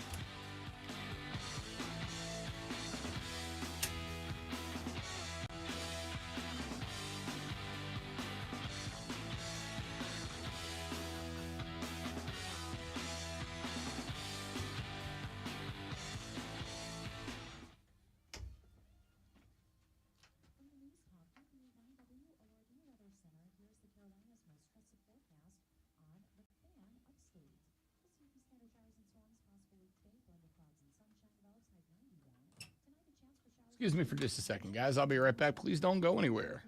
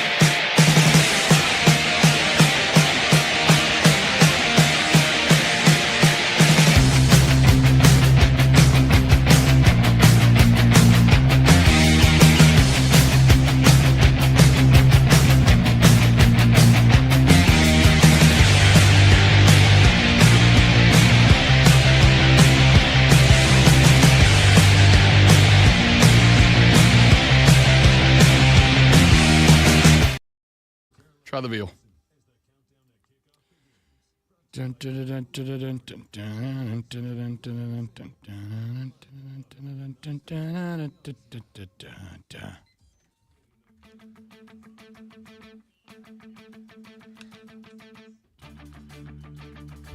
We talked about the Ross Dellinger article where Danny White, the athletic director at the University of Tennessee, has started sharing around a plan that seems to be picking up some support from other college football administrators, college sports administrators, to allow some sort of collective bargaining with players in which the players would be represented by an entity that would not require employment as a membership requirement. Well, there's another angle to this story that was put forward in an article in the Wall Street Journal written by Rachel Bachman that I found kind of interesting. She focuses this article on Ohio State. She points out that Ohio State last year had a roster that after all known NIL deals were put into an Excel spreadsheet, I assume, because you know how math nerds love their Excel spreadsheets. That roster was paid an eye-popping $20 million. And that would be considered a value this year because there will be more than $35 million paid to football players on the Ohio State Buckeye program, and they are not alone. There are other outlets like the University of Texas who are expected to have a roster that is paid out at more than $32 million this year and more. Bachman writes that payrolls at the highest paying football programs will likely be between $30 and $35 million on average. She also quotes Brian Schottenstein, who is the co-founder of the Ohio State University Booster Collective, Lonzo, called the Foundation. Schottenstein, by the way. Schottenstein, sorry. Yeah. Schottenstein's is a big store there. There you go. It was in the past and probably still is now. Brian Schottenstein, co-founder of the OSU Booster Collective, the Foundation, which I assume is how you have to say it. No, because you're trying to make it like that school you hate with the cult. The Foundation. It's not done that way. How's it done? The Ohio State University. Yeah, as we all know, Buckeye fans go, ladies and gentlemen, the Buckeyes of the Ohio State. No, by the way, I didn't do that. You lean into it. My cadence was completely the same all the way across. The Foundation. That's how I'm saying it now. I was going to give you the emphasis. That's not how Ohio I State's said it. The but Foundation. I think you are misrepresenting my tone, and I find it disparaging. Bachman says the spike in college football payroll surpassed only by the jump in price for top basketball players, which has over the last 2 years roughly doubled. She writes that, quote, it's all part of the lucrative new era of college football when the game is awash in money like never before. But, ... emphasis mine, not hers, it might not be around for long. She says that the price increases are happening for two specific reasons. Both are one-time injections at a large scale. Bachman says, first, new rules are kicking in which aim to curtail the role of booster collectives. The groups sprang up in recent years to fund deals that ostensibly paid players for their name, image, and likeness, but the deals sometimes closely resembled pay-for-play, which is still technically banned. She points out that NIL Go just launched with the House v. NCAA settlement, which will require more scrutiny for booster deals. No longer can collectives be pass-throughs to funnel cash to players. Deals must include actual endorsement work in line with their value. Now, however, I have already pointed out, and we had a couple of guests on a few weeks ago. The social media videos are available on my Instagram, YouTube, and TikTok because I'm an adult, where I clipped arguments from a number of different folks that we had on the show addressing this. One of the first lawsuits that I expect we are going to see once NIL Go launches is athletes and businesses that want to give them money saying, wait a minute, who the hell are you to tell us what is fair value for work or not? As I've said a gazillion times, a market price is whatever someone's willing to pay in the market. A 1972 Corvette Stingray may not be worth $75,000 to you. But that's my dream car. It's a car I have always wanted. It might be worth that to me. And if I'm willing to pay it, That's the market value of 1972 Corvette Stingrays. I might be the outlier in the market, but that's the market. So if, I don't know, Bob's Used Cars, I don't know why I said it, I don't know. It's always Bob's Used Cars. If Bob's Used Cars. Well, they were working on a rebrand. It didn't really work. They had to go back to Bob's. I mean, it's a classic. I mean, when you think used cars, You think Bob's. Okay, you think Bob's. When Bob's Used Cars says, we'd like to give you, local, state, and or private institution quarterback one, we'd like to give you $1 million to do a 30-second commercial that is going to air during football games. Who gets to decide that 30-second commercial is or is not worth $1 million? Who gets to decide that? Why is it that some suit working for the College Sports Commission gets to say, yeah, we don't think that's worth $1 million, if Bob's Used Car says, yo, we believe that if we prop up local, state, and or private university quarterback one in our commercial, that's going to bring us $1.5 million in business. So it's worth it for us, right? Like, do they have to show their work? Does Bob's Used Cars have to submit some sort of theory about why that's that valuable? And if they do, can't they just, make it up? That's going to be a lawsuit many, many times. But all of that being said, the second reason that Bachman says she believes that money is going to fall off here is that schools are about to begin directly sharing part of their annual revenue for athletes for the first time. Each school can spend up to $20.5 million. You know that. The cap will rise slightly each following year, but the belief is that with schools planning to spend 75%, 100% of that revenue share on football players and the rest of it on basketball players, the belief is that, or at least I would say not belief, I would say honestly, hope. The belief and hope is that a lot of folks giving money to these NIL collectives currently will shift back to giving that money to the institutions. We'll shift back to saying, all right, instead of signing an NIL deal with Julian Sayin, quarterback at the Ohio State University, and instead of giving money to the collective in the future, we're actually going to give money to the program. We're going to give money back to Ohio State. And we're going to say, you've got $20.5 million to pay out. We are going to trust that you are going to use the revenue sharing deal to build the roster the correct way. And so in return for that, we're going to just give you the money to split it up how you see fit. I also think there is one more factor that Bachman did not include here. Anytime that anything hits the market and is new, there's a trend pop that comes along with that.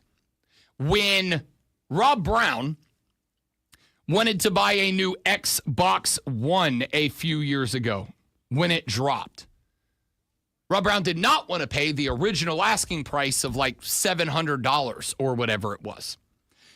But at the time, everybody wanted one. And so the price was just as high as they could set it and still have people come in and buy that. After a while, once PlayStation 5 dropped and once gaming computers started becoming a little bit more accessible, they weren't something that you had to spend $15,000 to be able to play on a computer, yada, yada, yada, yada. Once all that stuff popped up, the Xbox One price dropped. And Rob Brown was able to buy one last summer for like $400, and it came with auto downloads of like 2 or 3 games that I wanted to play. So then I got it then, and I had to spend a lot less money. I think that, and this is a theory I've had since the beginning, although I knew it was going to take some time, at some point, the market will likely start to slow down a little bit. Schools are going to go, all right, we got $20.5 million in revenue, and while it is great to have a Heisman frontrunner at quarterback, we also understand that if we give a Heisman caliber quarterback 5 of our $20.5 million, we can't really give him the weapons out there. And because there are not rules like there are with the NFL salary cap that can be bent, right? With the NFL, with Major League Baseball specifically, you can defer payments and you can, change it from, well, we'll give you this roster bonus and this type of bonus doesn't cost against the cap. This time a bonus does, but only at a 50%, whatever the case might be. Those rules aren't really there for college football. So at some point with the cap, they'll have to start leveling stuff off. The question mark that popped into my brain was, 4 schools, and I do not think, so that we are clear, that the Ohio State is one of them. But to my brain, there are some schools out there. I'll give you an example. I do think, even though the run up to the NIL deals was different, I think to some degree Georgia's in this group. I think this is why Lane Kiffin the other day at the SEC spring meetings down in Destin, and I brought this up on the show. Kirby Smart got asked, hey, what's the most important thing, do you think, when it comes to building a roster? And Kirby was like, oh, great relationships. You gotta show the kids you love them, and you gotta show you're gonna do the best for them, and you gotta do that and respect them. And it's like, all right, those are all nice platitudes. And then they said, yo, Lane Kiffin, what's the most important thing to a school for building relationships with great players? And Lane said, money. It's just money. You gotta have the money. And he literally pointed at Kirby and said, the Georgia coach over there is able to talk about loving and nurturing relationships because money's not an issue. It's kind of that philosophy I've told you for a very long time. You know who the people who say money can't buy happiness is? Rich people. People with money. And by the way, all you people who, see, I told you, daggum, Ohio State bought their championship. Hey, make more money. That's all I can say. Yes. If that's what you believe is the reason, then you need to donate more to whatever your collective is, or find a way to get more money to those players so that they can win. It is the football equivalent of like social media influencers who film a video inside of their Lamborghini and they're like, if you just get out there and grind and hustle, you can. No, I can't. I've been grinding and hustling for 20 years. I'm not in Lamborghini territory. You jackass, put your shirt on. Nobody likes you. It's the football equivalent of that. So I wonder what happens in the future when you have programs. I'm not saying who they are, but there are programs who I think have effectively, for the past couple of years, relied on, we're just going to throw stupid numbers out there in terms of NIL deals to get the guys. Miami, again, not naming names, but Miami. What happens when the cap comes in and when people get tired of putting a buttload of money into the foundation to not have trophies come as a result? You're going to have to go back to recruiting. I think there is an equilibrium point for college football, and I think Rachel Bachman's pointing out why we're on the way to that. Back after this on the Rob Brown Show on the Fan Upstate.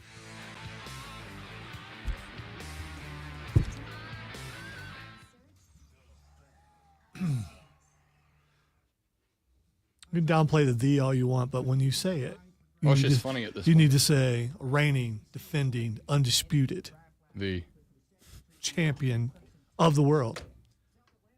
And again, it's unfair because I can't crack back on your team because you refuse to announce who your team is on the air. University of West Florida Argonauts. You take an unfair advantage of me. Go Argos. My people will be talking to your people. You have people? That must be nice. That's what happens when you're the golden boy.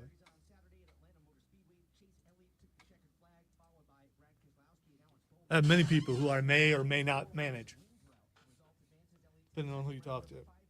Actually, I don't have many people, like 3.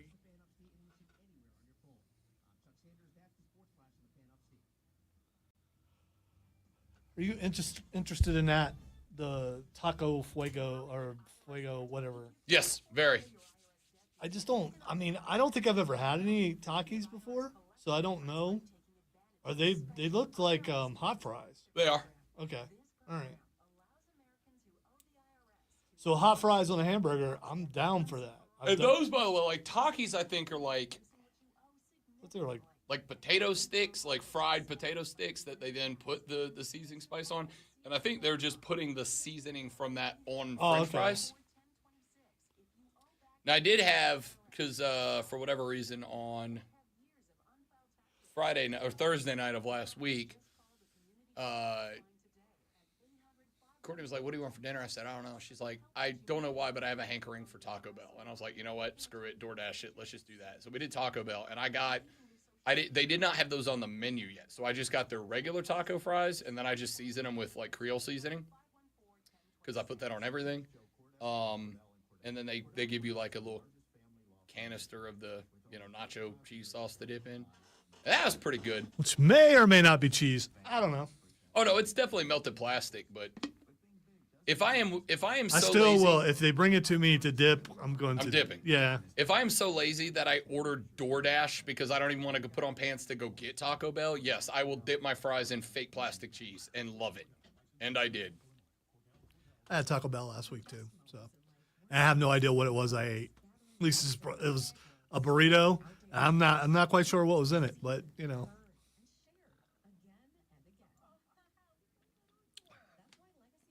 By the way, Condados, we went back there a couple times lately. Yep. They've added burritos. They're really good. They got chicken bacon ranch. Look, the burrito's like this big. We went yesterday for brunch to the Matador downtown. It's a cool Sounds spot. expensive.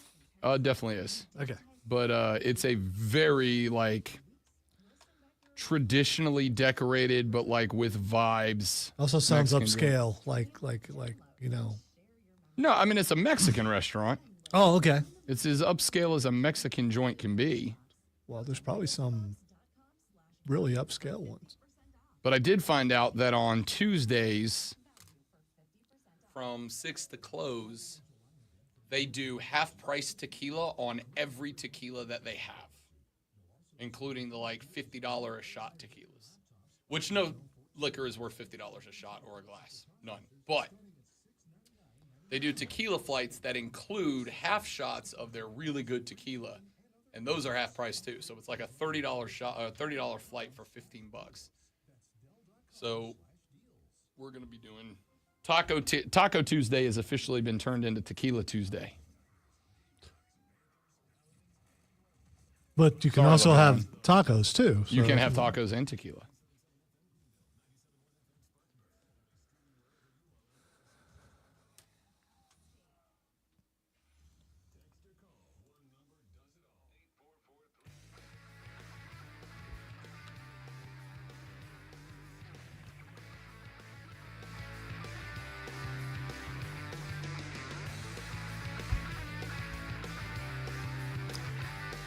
Los Bravos took on the Philadelphia Phillies in a 3-game set this weekend. Los Bravos dropped 2 of the 3 against Philly at the crib.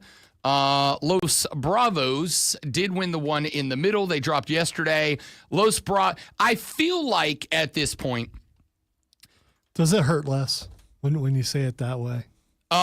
No, it hurts less because I'm used to it and I don't care anymore. Like I said last week, after the Braves went to New York and split a series with the Mets 2-2, they swept the Mets 3-3. They swept the Mets 3-0 in their series in Atlanta. They ended the first half with a 5-2 record against the then divisional leading New York Mets. And I said to myself, here's the deal. If the Braves are able to either A, win every series, there were 5 left, win every series for the remainder of the first half, which ends on July 13th. There were 5 of them left going into the weekend. There are now 4 left. If they were able to win every series, or if they did not win a series, sweep another series in return, they would get back to 500. And if they could get back to 500, I would feel, I don't want to say good about the second half. There's still a lot of work to do. But I would feel not ragey. How's that? I wouldn't feel like I'm going to cuss every time I see a script A on a blue cap.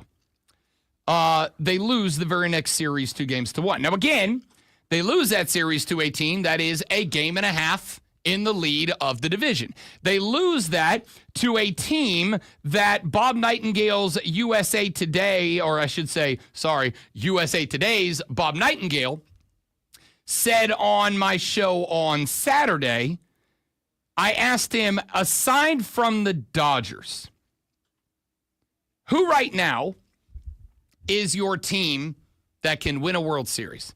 And Bob Nightingale gave me a couple of teams.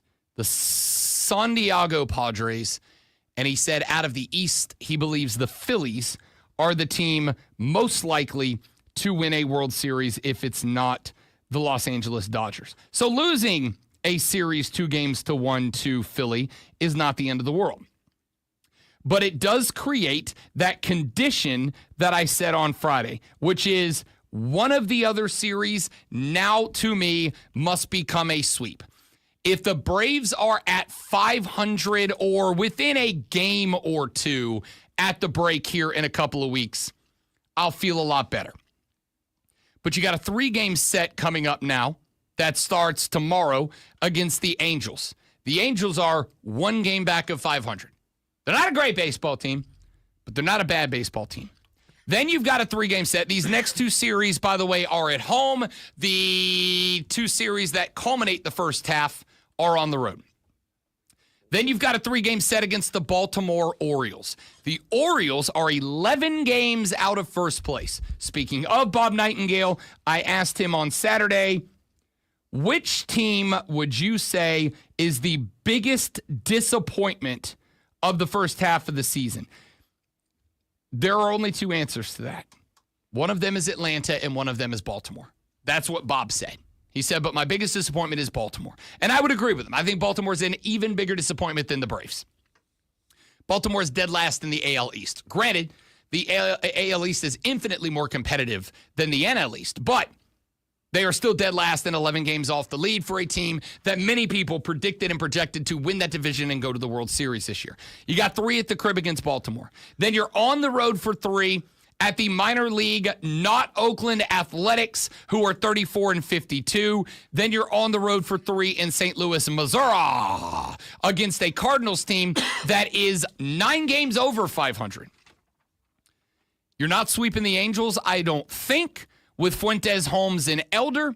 The best chance you have of a sweep is probably Baltimore at home.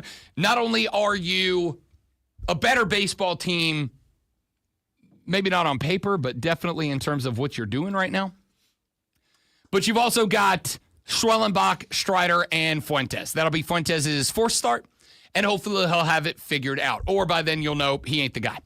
Then you turn around and you're at Oakland. Holmes, Elder, and Schwellenbach are the projected starters. You will have 3 on the road at St. Louis. Your projected starters are likely Strider, Fuentes, and Holmes to end the season. Obviously, that can all change based on rain delays, injuries, doubleheaders, whatever pops up between here and there. But you got to sweep one of these series. I think your best chance is at home against Baltimore, the most disappointing team in Major League Baseball.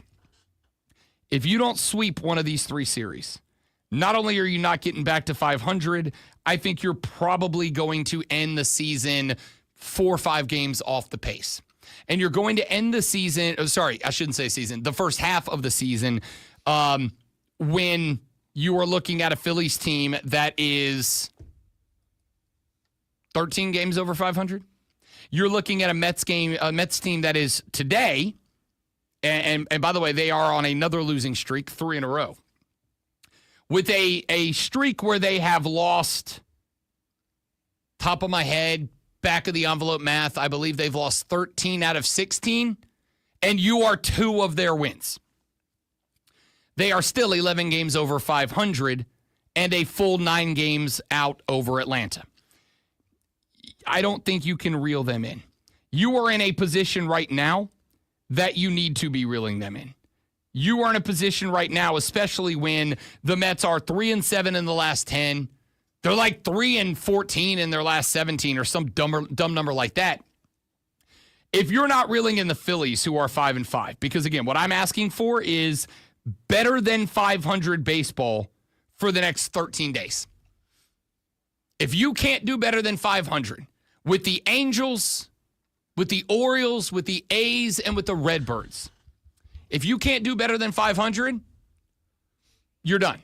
You're done. I don't know. You've got Spencer Strider back. He's healthy in full. Here's the problem. And this is what I was trying to tell all of you 3 months ago when you guys were saying, Rob, Spencer's coming back. We're going to be fine. You're missing the point. Spencer Strider went out yesterday and gave you 7 innings of 5-hit, 2-run baseball, and you lost because you hit 6 baseballs in the game. You lost because the only run you scored was on a home run. And outside of that big dong, you had 1 runner in 33 at-bats. You had 1 runner get to second base. Spencer Strider could go out there and throw a career game. If 1 run is the best you're going to give me at a spot when, oh, and by the way, you were up against Ranger Suarez. Good pitcher. Nowhere close to Philly's best, right? Like that's not Zach Wheeler. That's not a guy that's up there in Cy Young consideration. That's a good pitcher, not a legendary pitcher. And if you in that spot can't figure out how to get the 3 runs, if you in that spot can't figure out how to get a guy on second base, give yourself a chance to at least take advantage of an error or a passed ball or a pitching mistake or anything that happens. If you can't come up with that, and you can't give, I'm not asking you to win 80% of your games. I'm saying, can you play plus 500 ball? Can you play 6-4 last 10 baseball? And right now the answer is no. Right now the answer is no. It's in your ballpark. The Phillies are playing 5-5 last 10 ball. They have opened the door. You're at home with about as much momentum as you've been able to generate at any point this season. You got pitchers that are going out there and giving you 1, 2, 3 run performances, and you can't get a guy on second base. I don't know what you want me to say. I'm done with the analysis here. Michael Harris finally gets sat down, needed to happen. Give him some time to go figure it out, bud. And that's about the best I can say, is you sat down a guy who wasn't performing. If you can't get to better than 500 ball over the next 2 weeks, second half of the season, I'm basically going to come on every day and go, Braves won or Braves lost, and that's all we're talking about today. And now, the Rob Brown Show presents Twitter. All right, it's that time of day where we ask Rob, what the X is going on, man? The first thing that's Xing is LeBron James. LeBron James is Xing right now. And LeBron James is Xing right now because he picked up his player option, just over $56 million for 1 more year with the Lakers. Specifically said, well, his agent Rich Paul said, I don't know if he's got more than another year in him, but he's going to do 1 more. But there is a story that we will talk about tomorrow on the show that Wendy put out. Apparently, there was discussion about potentially putting LeBron James out as trade bait by the Lakers. And apparently, there was like no offers for the guy. There was like nobody that was interested, mainly because, and I will say, I think in large part, it's probably because the Lakers were going to want like all-time draft package for this guy. And it's like, yeah, he's LeBron and he's still one of the best, I'd say 10 players in the league, but he's going on his 23rd year and he's 41 years old. All like right. This ain't it. So one of the main reasons why he's Xing is because, and it's being talked about a bunch of places, is speculated that he wants to go somewhere else. Yeah, and nobody wants him. To win the championship. All right, the next thing that's Xing is... Who would pick him up? Who would be if we had to trade him, who's the trade for him? I got a couple of ideas. Yeah, but he hasn't signed a contract, right? He just signed it yesterday. Picked up his player option. Okay, all right, because I didn't think he had signed a contract yet. Well, again, like he has a no trade clause. So if he was going to leave, the Lakers would have to find a partner, and he'd have to agree with it, and he's got the player option. I just saw people speculating Dallas. How hilarious. We'll talk about that tomorrow. Okay, the next thing that's Xing is Paul Rudd. Oh, God. I want to know. I don't know why I want to know why. Either A, it's Paul Rudd's birthday. He's actually 137 years old, but looks just like he did when he was on Friends. Or B, he did something really funny. All right, so he turned 50 over the weekend. Good Lord. But the reason why he's trending is people are throwing stuff up older and better, showing his picture next to other actors and showing that he's older and better looking. Dude, he is. Like, I am convinced the fountain of youth isn't real, but Paul Rudd has found something very similar. Like, it is unfair that Paul Rudd is, and I'm comfortable saying this, Paul Rudd is somehow getting more handsome the older and I'm not talking about like the way Harrison Ford, it's like, oh, what a silver fox, or Anderson Cooper, what a silver fox. I'm talking about straight up, he just is getting more handsome as he ages. Really throw Anderson Cooper in there? If you're telling me Anderson Cooper's not a handsome man, I don't know what to say to you. I don't know if I would compare him to Paul Rudd and Harrison Ford. I absolutely would. Yeah, you don't have to like him. He's a handsome man. I'm just saying it's a different caliber of celebrity. That's all I'm saying. All right, the next thing it's texting is Cody Rhodes. I'm sorry, Cody Rhodes. Cody Rhodes. Okay, so I have not watched, like, in-depth watched. I had it on in the background on Saturday. Did you see enough questionable looks out of Cody Rhodes that you think a heel turn is becoming a possibility? It's always a possibility. I'm not so sure that happens. I think the crowd's going to dictate it. If you need him to beat John Cena as a heel, then suddenly he becomes a heel because John Cena is turning face, but I don't think so. I don't think so either. Here's the reason why he's Xing. It's his birthday today. Oh, very nice. Happy birthday, Cody Rhodes. I will be listening. How old do you think Cody is? Older than me. No. He's not older than me? No. I quit. Cody Rhodes turns 40 today. Okay, we're the same age. Right. Oh, really? Yes. What month is this? I'm 40. He's right. 40. We're the same age. Okay. Fine. God dang, that hurts a lot. Does it? I listened to like 20 minutes of the Kevin Owens podcast. That's a great podcast. Kevin Owens is my favorite person in wrestling. It's official. He calls him out so many times, and then Cody has to clarify. It's great. He's my favorite person in wrestling. Also, the moment where he pours a whole glass of Cody Rhodes, what is it, vodka, and then he goes to grab a stir, and he like knocks and breaks half of Cody's bar. So then he just picks up the bottle and turns it over and uses it to stir. And he looks at Cody and he's like, "You can afford to pay somebody to clean that up." Like, dude, he's great. Hey, that's it for us. You're great. Thanks for listening. Hope you enjoyed it. If you didn't, I don't know what to tell you. It's your own fault. Come back here tomorrow. We'll try again and do better. For Lonzo, I'm Rob. Have a great rest of your day. Don't trick your job. I'll punch you in the face. See you back here tomorrow on the Rob Brown Show on the Fan Upstate. Later. By the way, they weren't at Cody's place. They were at a bar. Oh, I thought Cody had like his own. No, they were at a bar. There was at a bar. So he just trashed somebody's bar and told Cody, "You got money to pay for it." Yeah. It's That's fantastic. I love that. All right, dudes and dudettes. Yes, we are both men. We're 40. I gotta tell you, I have used "I'm a man, I'm 40" a disappointingly small amount of time since I turned 40. Well, your time, I didn't even play it the day I turned 40. We didn't even play. Your time is running out. I know. I have 7 months left. Do you? I mean, technically, I have 8 months because at the end of February. I have 8 months to say I'm a man, I'm 40. You know what? I'm pulling that clip today. It's going on the soundboard today, officially. Stop influencing, Joey. No, influence more, Joey B. I need it. I need the help. I'm struggling. All right, that's it for us. I got stuff to do. Thanks for being here. SEC Media Days, July 14th through 17th. Make sure you're ready for that. Bye. Did you